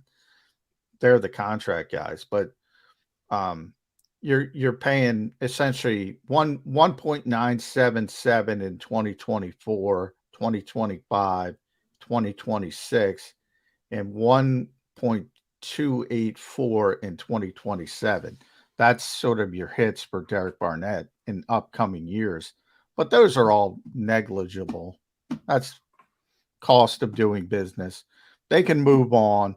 Now, I think they'll probably hang on to him and hope somebody gets an injury and say, we need a veteran defensive end. Let's take a flyer on Derek Barnett, because I'm not to the point like Jody, you think he can't play at all. I think he's fine as a 4th rotational defensive end. And remember, in another city, you don't have those issues of he's a 1st-round pick. They're like, oh, we're just picking up a guy who's better than what we have for, a late day 3 pick. You're not getting a 4th rounder. You might get a 6th, a 7th. I could see somebody doing that. I agree with you that he would be under less pressure elsewhere than here. That's a foregone conclusion. That's accurate. Those who held him to Reggie White's standards, well, because he put Reggie White's record sacks in the rearview mirror at Tennessee. Well, that was just foolish. That's just taking that's Eagle their that they put out there when they picked him and using it against him. That's not fair at all. But here's the bottom line: he's a 1st-round draft pick. If you're a 1st-round draft pick, it comes with expectations, and he did not live up to those expectations. And I don't think it's unfair for someone in a Philadelphia standpoint, me, looking at him through that prism. You're supposed to play up to the level of a 1st-round draft pick, not Reggie White Hall of Fame level, but play like a 1st-round draft pick. He hasn't come close to it. No, but that does not matter once he goes to another city. You look at Jalen Reagor. I mean, Jalen Reagor in this town versus they don't even give a flip in Minnesota. It's like, oh, he stinks. They're probably going to cut him. They don't care that he's a 1st-round pick. They just took a flyer on him, and he was bad there like he was bad here, and he's running wrong routes like he's running wrong routes here. Magically, that didn't change. But it doesn't matter in that 2nd city. It's you take a flyer, and if it doesn't work, you just move in another direction. Since you mentioned Reagor, damn, I hadn't thought about this in forever. Thanks for reminding me, John. When the Eagles traded Jalen Reagor to the Vikings, actually, this was quite laughable. It was the first time I had ever heard a deal whereby the team getting the draft pick back got a higher pick.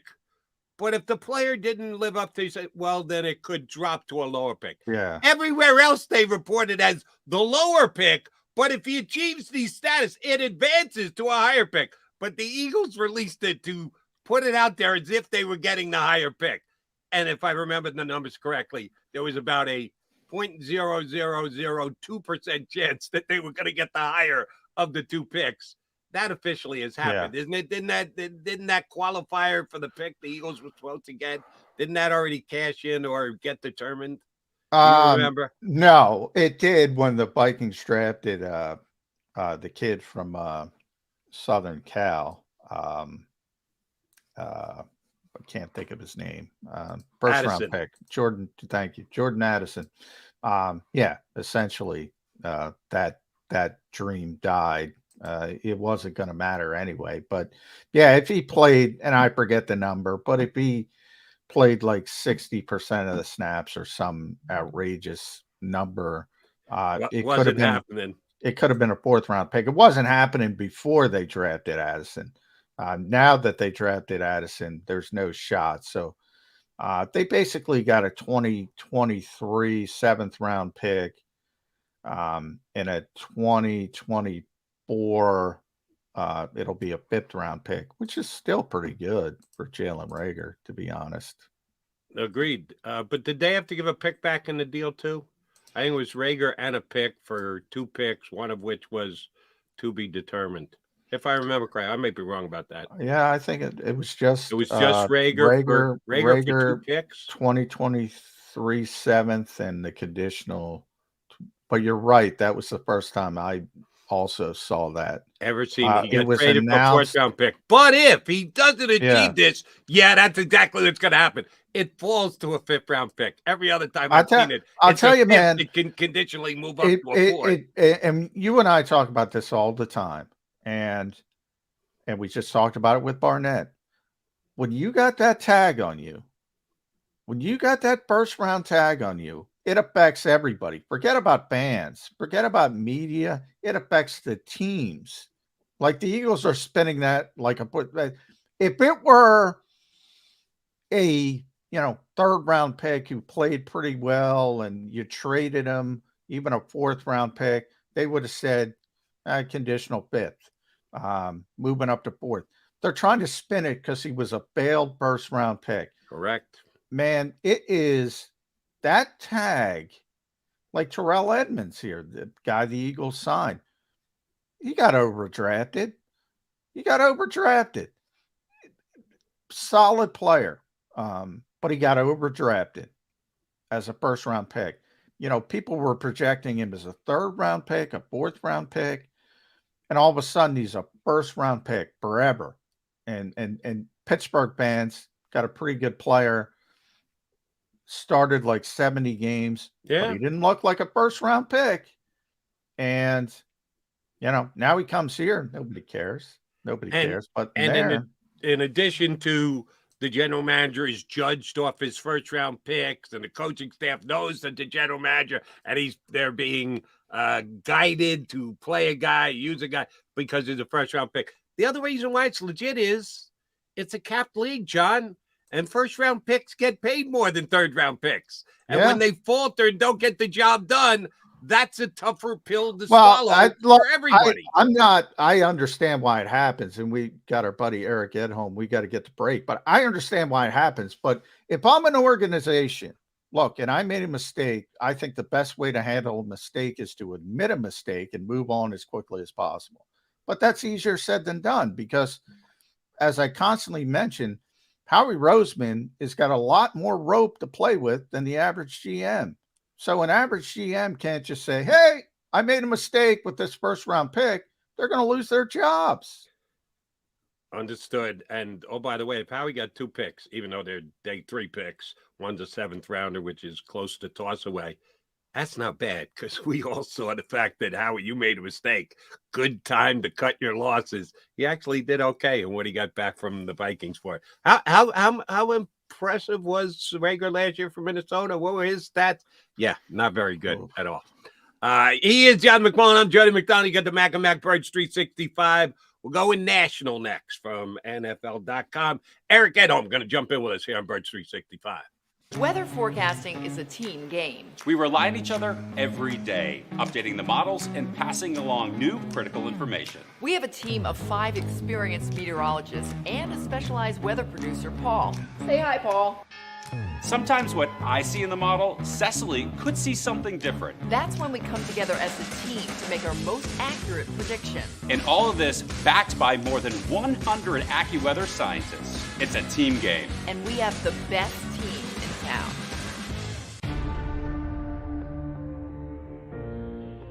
When it comes to the fight against insurance companies, large corporations, and the healthcare industry, injured victims are always the underdog.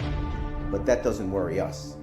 At Messa & Associates, we're an injury law firm from Philadelphia, and we come to fight. Our clients know that they've got representation with a chip on its shoulder, and it's the same chip that makes Philly the toughest city in the country. Call 215-568-3500 or visit us online at messalaw.com. Messa & Associates, the toughest injury firm in Philadelphia. Go to get your game on. Go for the beers. Go for the cheers. Go for the hit and the hits. Go for the stakes and the stakes. Go to get your parlay on. Go to get your party on. Go for the scene. Go for the screens. Go for the gallery. Go for the win. Go to Ocean. Visit theoceanac.com to plan your visit.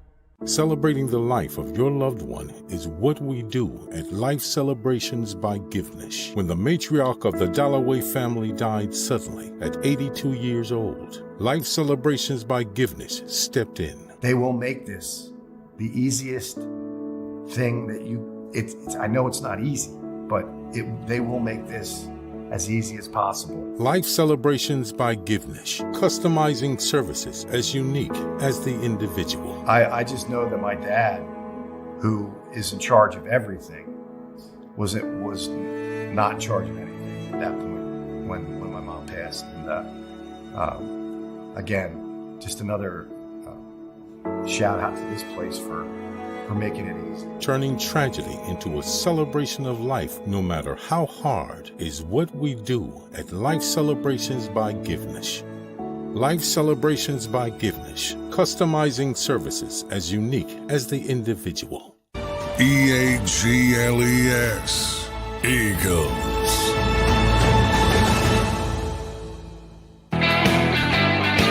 Appreciate you streaming in with us here on Birds 365. We also appreciate Eric Edel popping in with us to shoot the breeze about football on this Football Friday. Good to see you. Appreciate your jumping in. Here's where I want to start with you. Sure. We get a lot of this here in Philadelphia. The Eagles got screwed.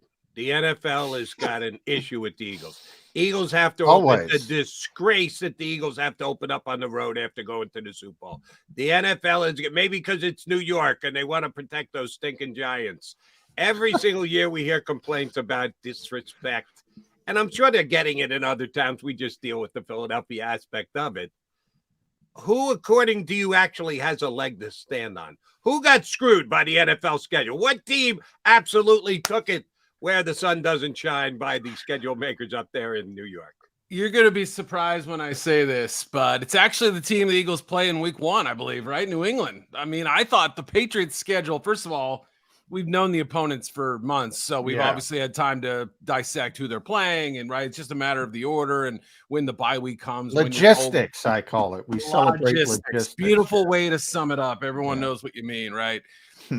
When I saw their schedule, I thought, okay, a little bit of a favorable opening. Of course, Tom Brady will be there. It'll be a big show and all that stuff. Tickets are hard to come by and all that already.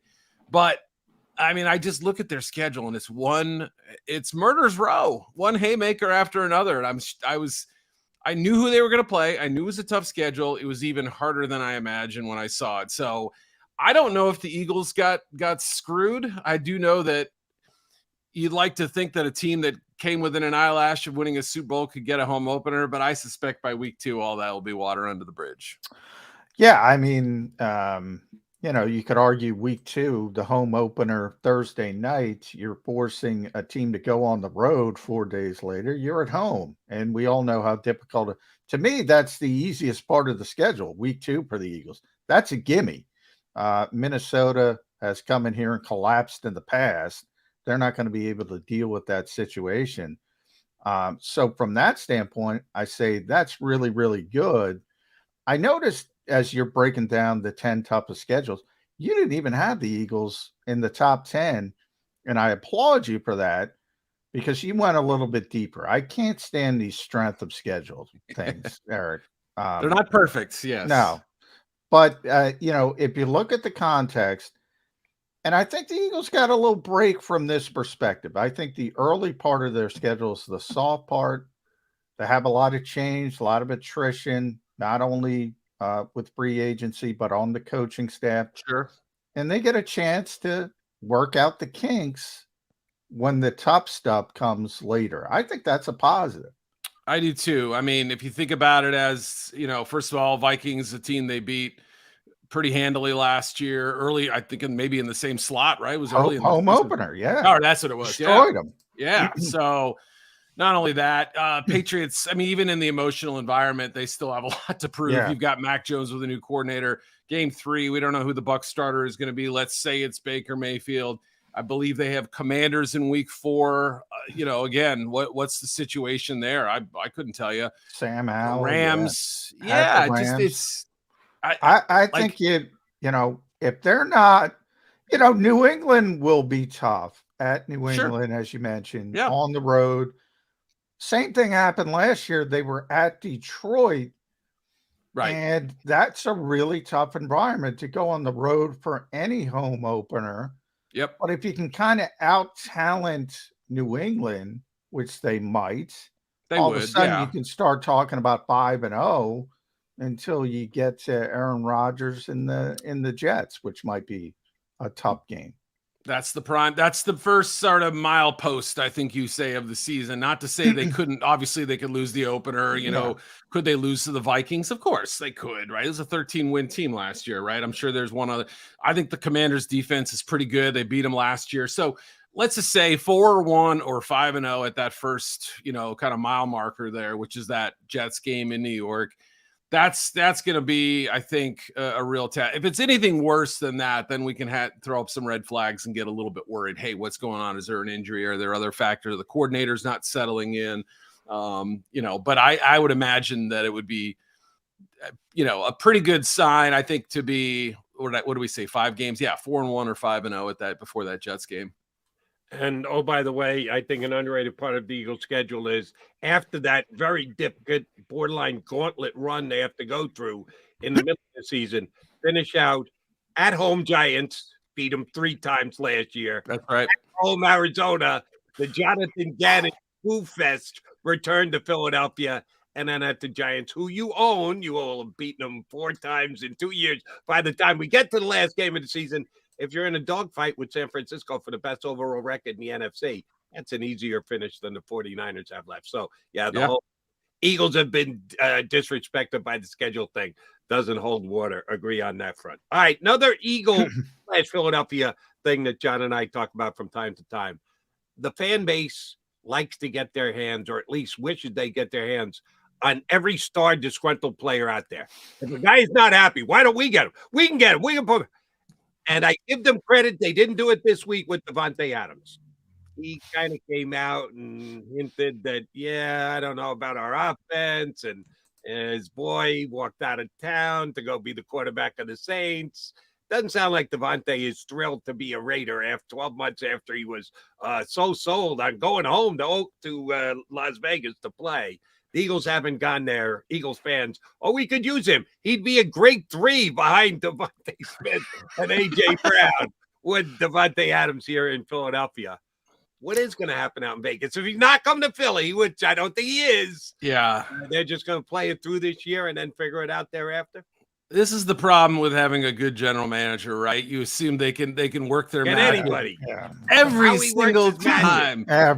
How is the best? I would say, Eric, I say every name that comes out there, no matter who does it, you guys at NFL.com, everywhere, ESPN, ... and the Eagles. Everybody says that's how they write it. And they say, who's going to be interested, ... and the Eagles. This is funny because I'm a Mizzou sports fan and I'm watching feverishly over to see who the final basketball recruit is. And we've gone through the same thing with the Arkansas.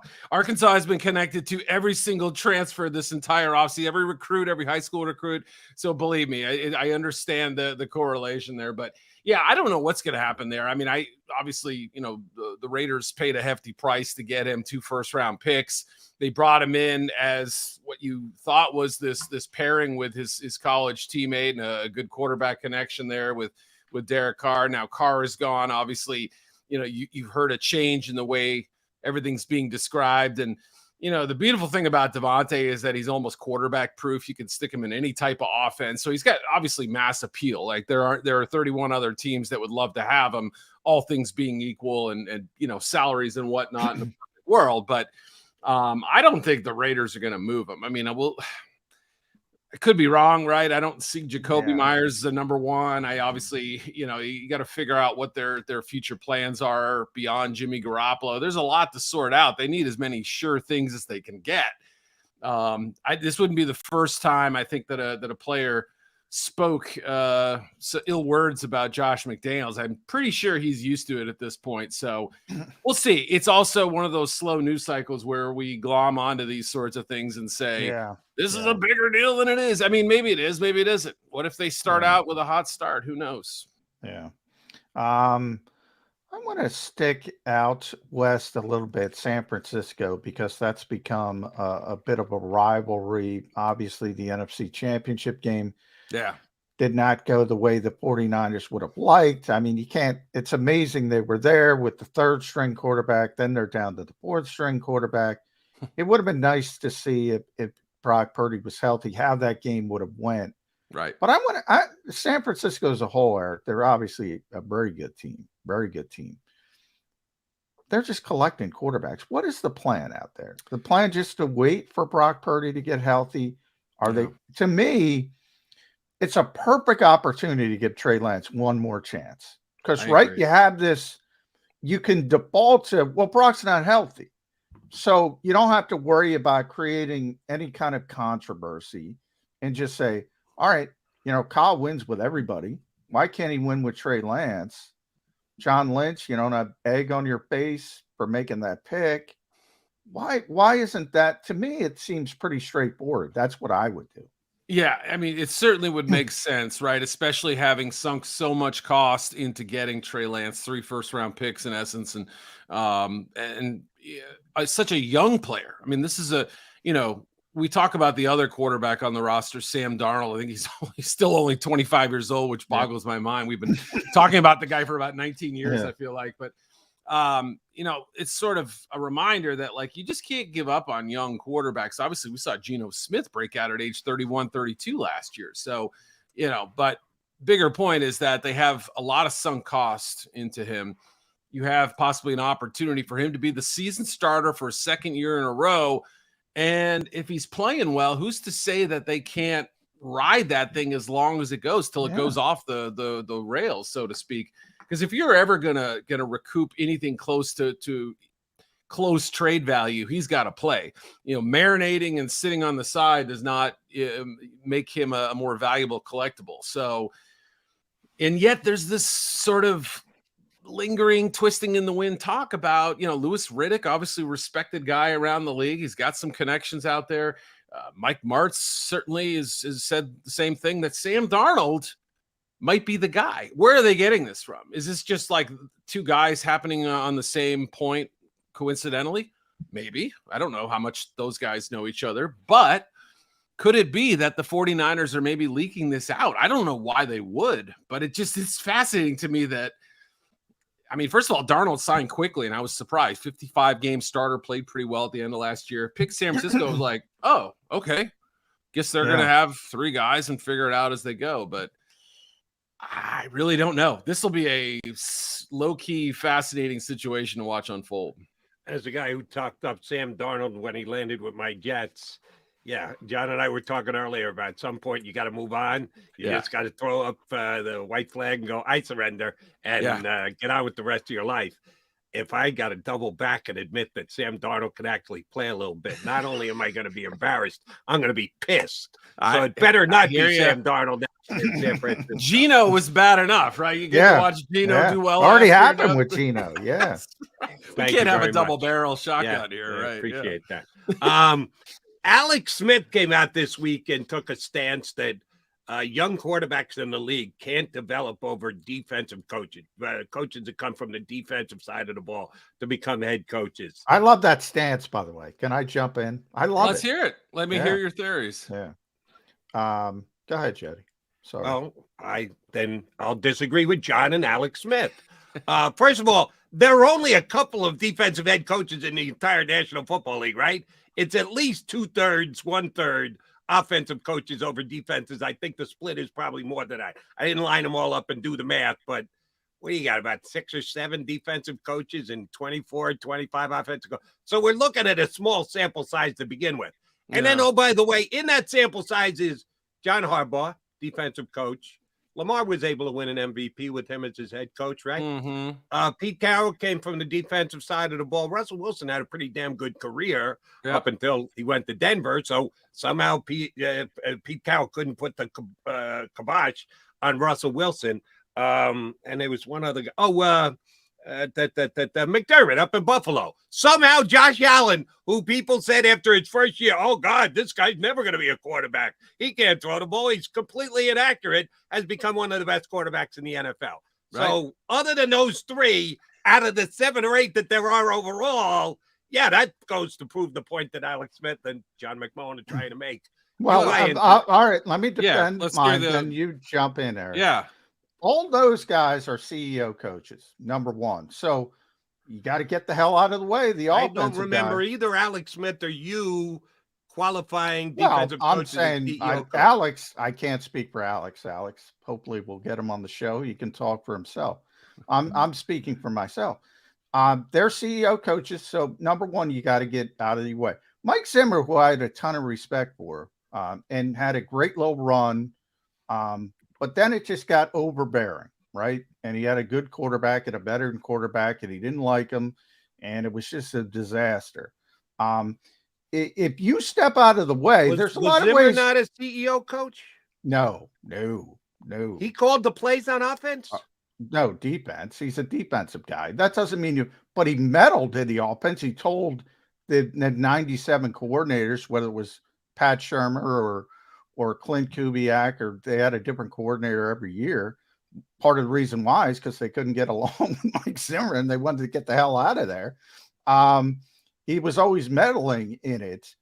But get to the larger point, and it's mainly with me, Eric, with younger quarterbacks. And I look at Justin Fields in Chicago. Like, to me, tremendous talent. That's a terrible situation for me. And even though it's not fair, and I feel bad for defensive guys. I do. But in the modern NFL, if somebody's giving me $6 billion, and please, if you want to give me $6 billion, please do. And I had a team, I'm hiring an offensive guy every single time in this modern NFL. That's kind of where I am.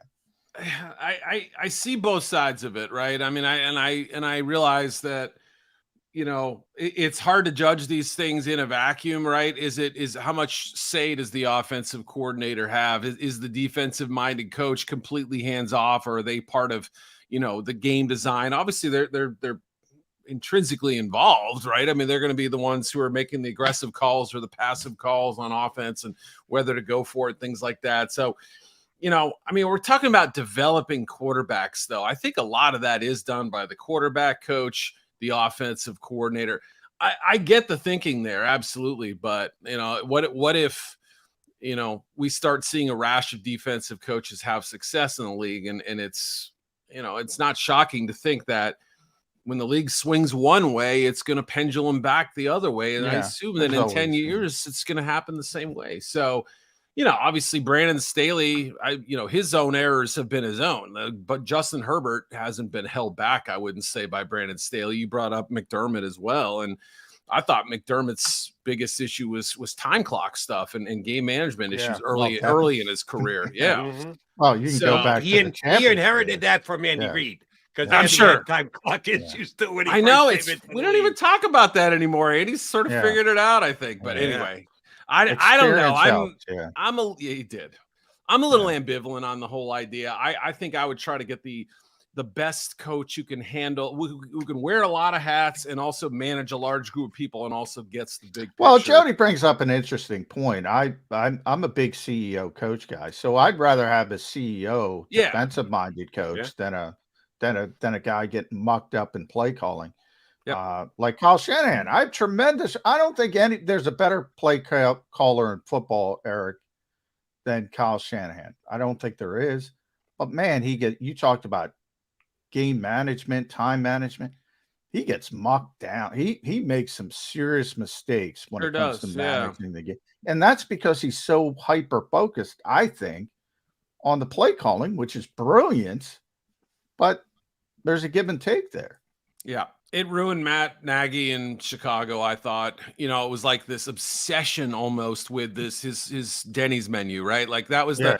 the center of his universe. And again, I'm not trying to pick on Matt. I just know it from experience and talking to guys here in Chicago. And he had a room in his basement, and God bless him. Like, this is a cool thing. I'm sure his kids loved it, but he had his play calling sheets as wallpaper in his room. And it almost, to me, sort of symbolized that he was he was hired for his play calling prowess. When that didn't work and he had to give that up, he had no idea how to be a head coach. I don't mean like he was a terrible coach. I just mean he didn't know how to be the captain, and that was what his downfall. I think he's a good football coach. I just think he learned some tough lessons in Chicago, and he's just an example of a lot of guys. I'll be, fascinated to see how Jonathan Gannon does in Arizona, because so far I don't get the feeling this is it has not been good. It has not been good. If you don't have the Willies already, and again, I know the Cardinals fans are probably thinking, well, we're going to get, Caleb Williams next year or whatever, but if you're not concerned already about this guy, having seen what happened in Philly as far as some of his interactions, and then also what's gone down in the before we've ever had a training camp practice, I don't know. Well, dealing with the media, it's all part of the job. Yes, I'm sure, Eric. I've been covering this league for a long time, and the one thing every coach says, they're all different people, right? They're come from different. We're just talking about offense, defense, but the one thing they all say is, boy, I didn't know how much other stuff I had to deal with as a head coach, and you're away from football. Every single one of them, and that's where JG, who people know I like personally, he's been bad at. He's been bad at the other stuff.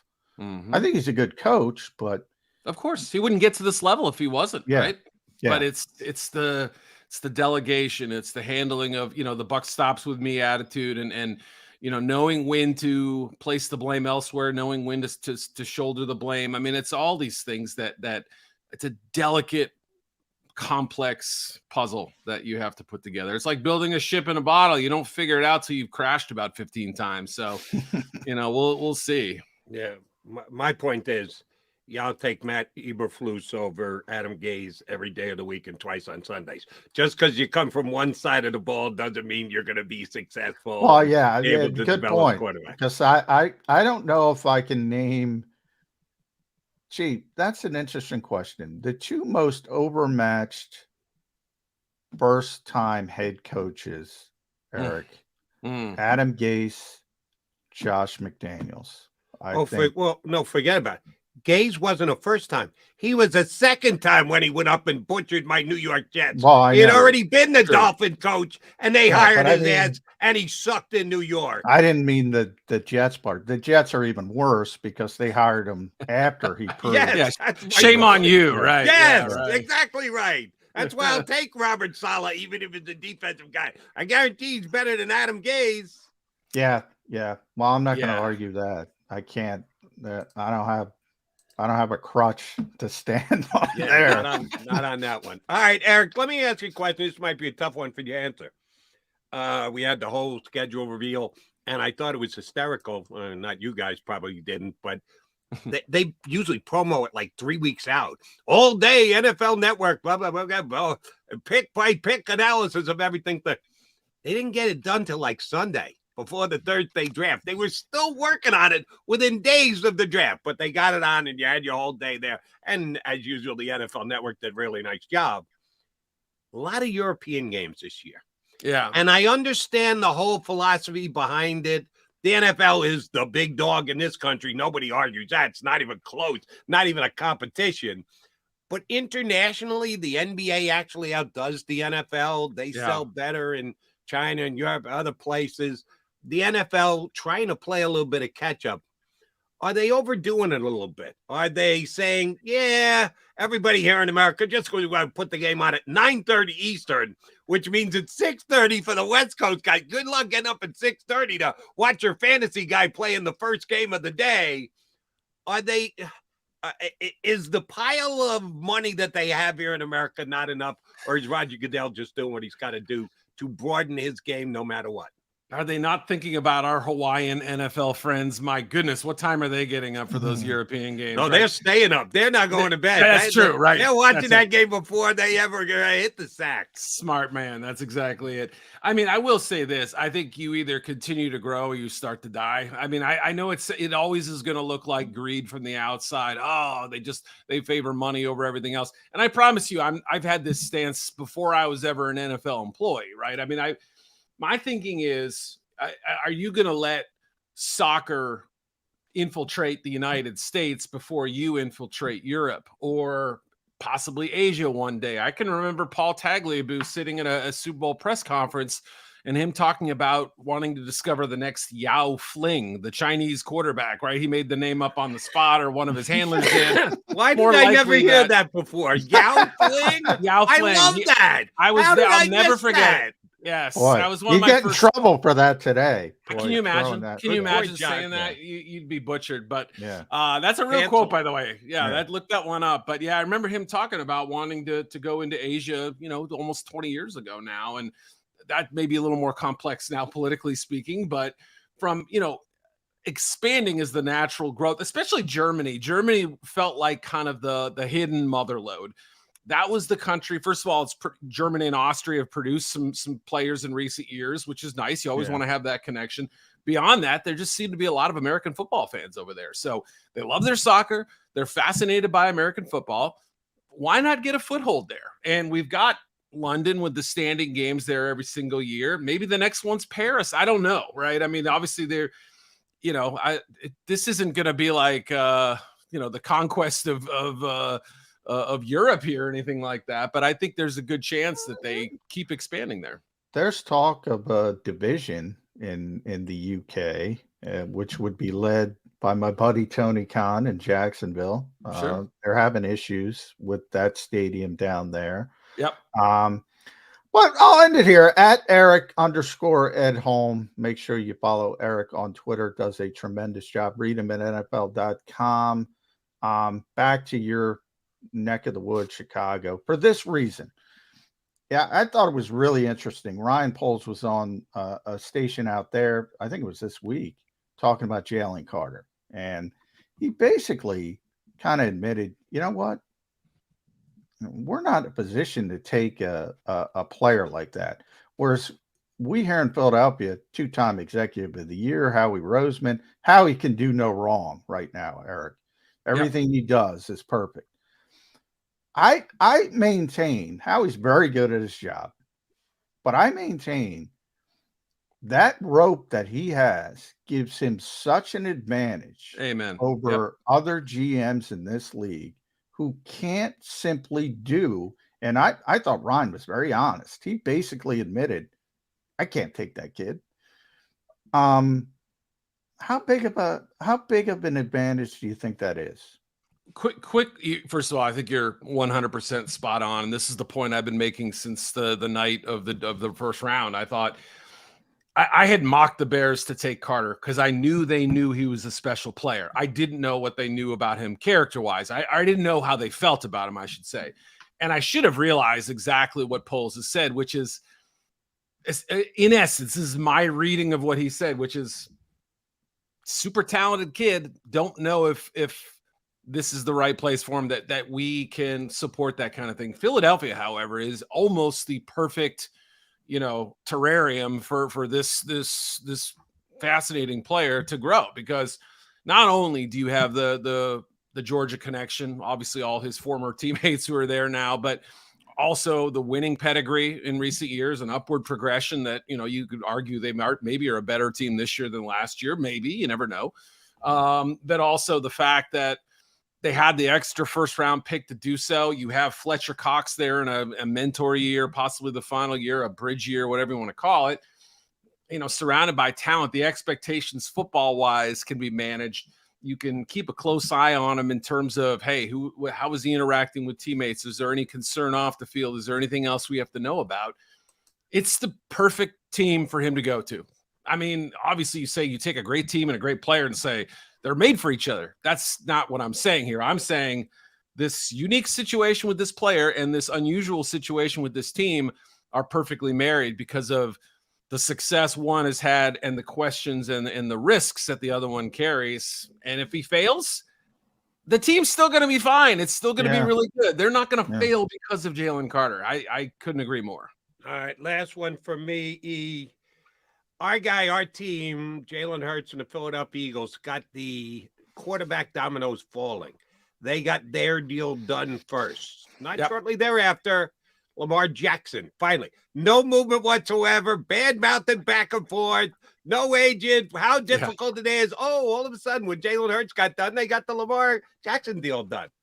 Now we've had a little bit of a time lag, and we expected dominoes to fall. At least there's some chatter about Burrow and the Bengals talking and working toward a deal. Does it or doesn't it get done before the first Bengal game of the season? 100% it gets done. I think the Bengals are extremely lucky to have Joe Burrow. Number one, also having the poor season they did in the year that he broke out. I mean, you never could have expected these two things to align the way they did.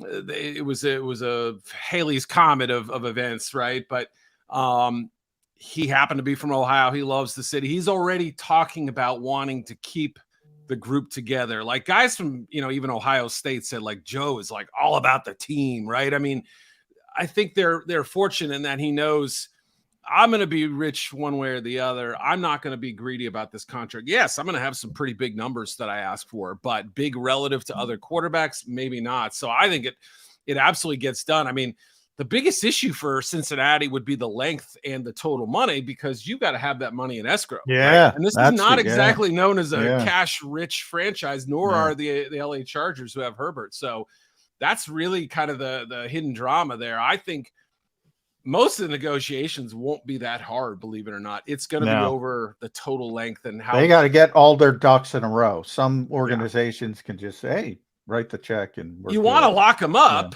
Yeah. You'd love to do a Mahomes deal, but you can't. They don't have that money, I don't think. I can guarantee you, Eric at home, the first guy in this, by the way, is show number 531. John and I have done 531 episodes of Birds 365. Eric at home, the first one to ever use the word terrarium. Nice. Never been used before on Birds 365. That's why he's special. I had a joke in college. The only word I didn't use in my final exams was motorcade. So that's the same. It works exactly well here, right? Yeah. They'll have a motorcade going down the main drag in Cincinnati when they get Joe Burrow's signed. Yeah, see, we got it in for today's show. Eric, always fun. Appreciate your jumping on with us. We'll get you back up again. Have a great weekend, you guys. Thank you. Eric Edholm from NFL.com, formerly of Yahoo.com. He jumped to the mothership this offseason. Does a great job covering the league. All right, Mac and Mac coming back. We got to put a bow on the show. Stay right here on Birds. Do you stream on a Roku, Fire Stick, Google TV, or Apple TV? Now you can watch 6ABC 24/7 with the 6ABC Philadelphia streaming app. For the big story on Action News, search 6ABC Philadelphia and start streaming today. Go to get your game on. Go for the beers. Go for the cheers. Go for the hit and the hits. Go for the stakes and the stakes. Go to get your parlay on. Go to get your party on. Go for the scene. Go for the screens. Go for the gallery. Go for the win. Go to Ocean. Visit theoceanac.com to plan your visit. The greatest fans on earth. It's a bold statement, but would you expect anything less from Philadelphia? 58 years of heartache creates a toughness, a grit, a resolve not found in most. Sure, our prayers were answered, but now that we've had a taste, we're looking for more. Pondley Hockey, official partner of the Philadelphia Eagles.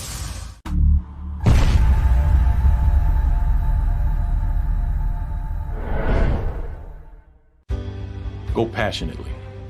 Go fearlessly. Go confidently. Go Birds! Go confidently towards your goals with First Trust, Philly's hometown bank for nearly 90 years, and the official bank of the Philadelphia Eagles. We're focused on getting you over the goal line. So go with conviction. Go with trust. Go Birds! And go forward with us by your side. First Trust Bank. the official bank of Philadelphia Dreams. Oh, and go Birds. All right, did you know I was the mommy slam dunk champion? Really? Yes, really don't sound so surprised. Let's see it. Oh, you're ready. All right, here we go. Let's hear the crowd. So go to right, I go to left, fake 'em out. Mama go up. She did it. Again? You can't avoid gravity, but United Healthcare can help you avoid financial surprises by helping you compare costs and doctor quality ratings. United Healthcare. Uh-huh.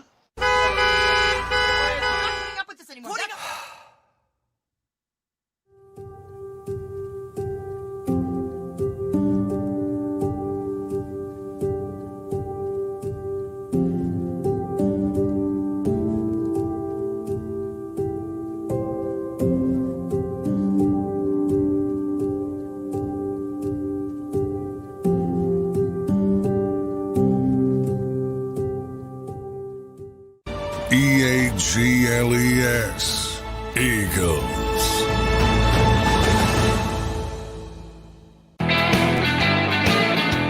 Mac, putting a wrap on a work week. By the way, I don't want to get ahead of myself. I believe I said today was show number 532. I was incorrect. 531. You got to be back here on Monday to see number 532 of the Mac and Mac guys on Birds 365. Johnny Mac, will there be anything on Monday when we reconvene that is news breaking for the Philadelphia Eagles this weekend? What's today's date? No, we got a ways to go before June 1st. So I don't know. They got a couple roster spots. You never know with this team, but I don't think anything groundbreaking is nor going do to I. happen. Yeah, the last 10 days of May is kind of like the calm before the storm. And before you know it, yes, we'll have camp opening up and we'll get ready for another season. Very much looking forward to that.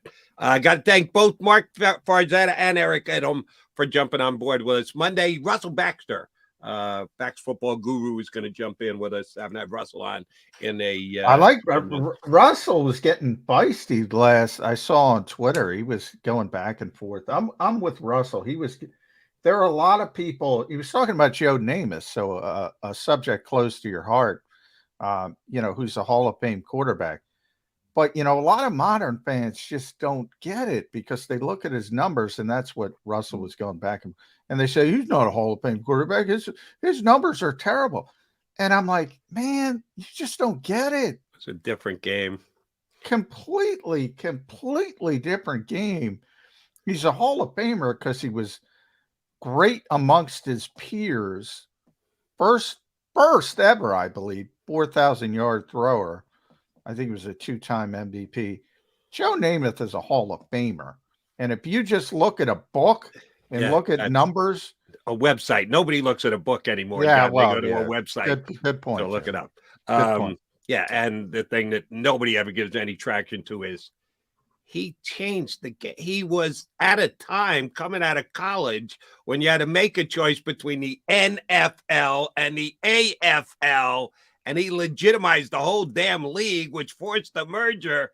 Yeah, no, for our millennial fans out there, they have no idea what Joe Namath actually meant to the game. No-brainer Hall of Famer, by the way. Yeah. That's not even like a debate. The website, the statistical website may say no. Actuality says, yeah, he's a Hall of Famer. All right, so that's just one of the things we'll talk about with Russell Baxter. We're going to do that on Monday. I'm going to be here. Sounds like you're planning on being here, Johnny Mac. Let's do it. You'll be back on Monday. We'll be back on Monday. We'll catch you then on Birds 365 in 2 and 2 days, that is. You've been listening to Birds 365, the destination for the passionate Eagles football fan who bleeds green. If it's Eagles football, we're talking about it. Debate, inside the locker room, and guests that are some of the greatest football minds from around the region. We hope you enjoyed the show. We know we had a blast. Make sure to like, comment, and subscribe, and we'll be back soon. But in the meantime, hook up with us on social media at JAKIB Sports. See you next time on Birds 365.